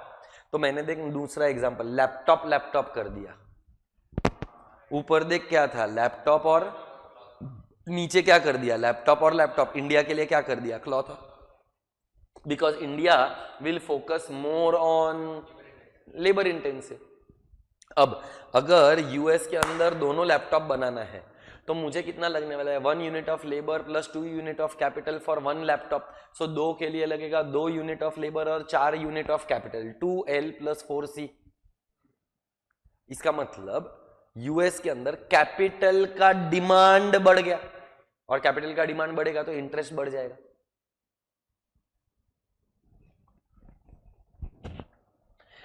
Demand for capital बढ़ गया, इसका मतलब लोग अब डिमांड करेंगे, मतलब they are willing to pay a price. So demand for capital बढ़ने के वजह से कैपिटल का रेट ऑफ इंटरेस्ट बढ़ जाएगा। यूएस में रेट ऑफ इंटरेस्ट कम था, बढ़ गया, और लेबर का सप्लाई बढ़ गया। क्या बोला, लेबर का सप्लाई बढ़ गया, क्योंकि अब लेबर, पहले मैं ज्यादा डिमांड करता था, अब मैं कम डिमांड कर रहा हूं। पहले लेबर का डिमांड कितना था, 3, अब लेबर का डिमांड कितना हो गया, 2। मतलब अवेलेबिलिटी ऑफ लेबरर्स बढ़ गया। अगर अवेलेबिलिटी ऑफ लेबरर्स बढ़ गया तो उनका वेजेस बढ़ने लगेगा कि कम हो जाएगा, अवेलेबल कम हो जाएगा। तो यूएस में कैसा सिचुएशन था, इंटरेस्ट ज्यादा था, उल्टा बोला, इंटरेस्ट कम था, वेजेस ज्यादा था, इंटरेस्ट बढ़ गया, वेजेस कम हो गया, factor price equalization because of international trade. Same thing will happen in India. India में क्या हुआ, we are focusing more on labour, इसका मतलब डिमांड फॉर लेबर बढ़ेगा, डिमांड फॉर लेबर बढ़ेगा तो उसका प्राइस बढ़ेगा, उसका मतलब वेजेस बढ़ेगा। तो इंडिया के अंदर क्या था, वेजेस कम था, इंटरेस्ट ज्यादा था। इंडिया में वेजेस बढ़ जाएगा, इंटरेस्ट कम हो जाएगा, फैक्टर प्राइस इक्वलाइजेशन। इसीलिए देख, मैंने वो डायग्राम में क्या किया है, एक एरो नीचे एक एरो ऊपर, वहां पर भी देख एक एरो नीचे एक एरो ऊपर, factor price equalisation. But this was possible only and only because of what, international trade. So ये थियोरी का कितना पार्ट्स है, 2। एक फैक्टर एंडाउमेंट, कौन से कंट्री के पास कितने रिसोर्सेज अवेलेबल है, और दूसरा factor price equalization which was possible because of international trade. और फिर आता है एक न्यू ट्रेड थियोरी जिसके अंदर 2 ही पार्ट्स है। दिस इज अच्छा, ये अभी तक जितना भी थियोरीज पढ़ा ना वो सब परफेक्ट कंपटीशन के लिए एप्लीकेबल था। कौन से कंपटीशन के लिए, अब जो थियोरीज हम पढ़ रहे हैं it is applicable for monopolistic competition. तो अब मेरे को बता, ज्यादा रियलिस्टिक कौन सा है, परफेक्ट कंपटीशन के मोनोपोलिस्टिक? मोनोपोलिस्टिक कंपटीशन के अंदर we are going to study 2 parts, एक है इकोनॉमीज ऑफ स्केल और एक है नेटवर्क इफेक्ट। तूने चैप्टर नंबर 3 में ऑलरेडी एक कॉन्सेप्ट पढ़ा है जिसका नाम है economies of scale. What are economies of scale? जब हम लार्ज स्केल पे प्रोडक्शन करते हैं तो हमारा कॉस्ट पर यूनिट बढ़ जाता है कि कम हो जाता है? So low cost low price model, देख लिखा भी है मैंने, low cost and high production will result into economies of scale. So economies of scale के अंदर कॉस्ट कम होता है, प्रोडक्शन ज्यादा होता है। Xiaomi, Parle G are examples of economies of scale. But इसी की जगह पर देयर आर नेटवर्क इफेक्ट। तेरे पास आईफोन है तो मेरा भी मन होता है कि मैं आईफोन खरीदूं। जैसे कि यहाँ पर मैं ये लैपटॉप देखता हूँ HP का पवेलियन, बहुत मस्त लैपटॉप है, मतलब यूज आई डोंट नो, अभी जब से ये पहना है तब से तो और इजी हो गया, तो आई एम एंजॉइंग दिस। तो जब मैं दूसरे को देखता हूँ तो मेरा भी मन होता है ये खरीदूं, पर इसका कॉस्ट हाई है और इसका प्राइस भी हाई है। So it is a high price high cost model, जैसे कि एप्पल का mobile phone. And this theory is new trade theory. So total इस चैप्टर के अंदर 5 कॉन्सेप्ट है। पहला है mercantilist theory, zero sum game, absolute advantage. One country should produce that commodity in which it has advantage, another country should produce that commodity in which it has advantage. theory of relative comparative advantage. One country has advantage in both, one country has disadvantage in both. Still international trade should happen. One country should focus or both the countries should focus on the production of that commodity जिसके अंदर उनका disadvantage कम हो. फिर आता है HO theory, Heckscher Ohlin theory, divided into two parts, that is factor endowment and factor price equalization. All the above theories were for perfect competition. New trade theory is for monopolistic competition, which is divided again into two parts: economies of scale and network effect.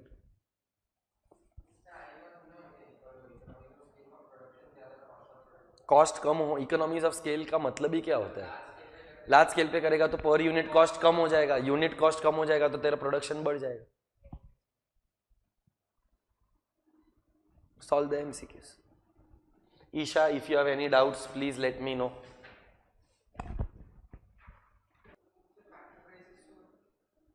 Factor price का मतलब cost of factors of production. So rent, wages, interest, profit is factor price. कोई भी हो सकता है ना, factor price can be any.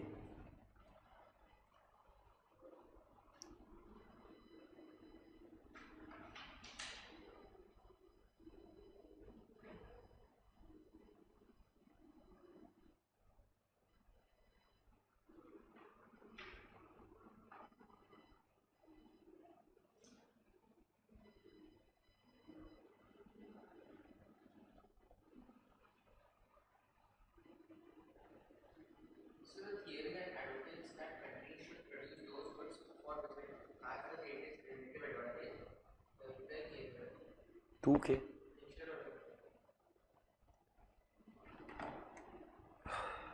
Absolute advantage.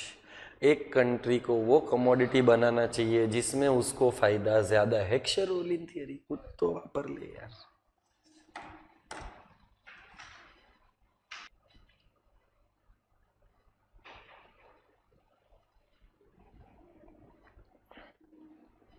If you don't have any doubts and you want to end the class today, we can end it. तुम लोगों को further update आ जाएगा कि नेक्स्ट वीक मतलब नेक्स्ट लेक्चर है कि cancel हो रहा है. We will let you no.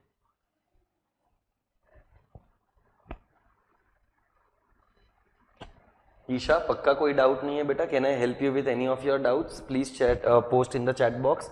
If there is anything that I can help you, let me no.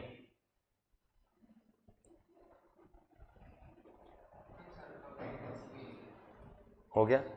ठीक है. So you want to do unit 4 और you want to do it may be next time? ठीक.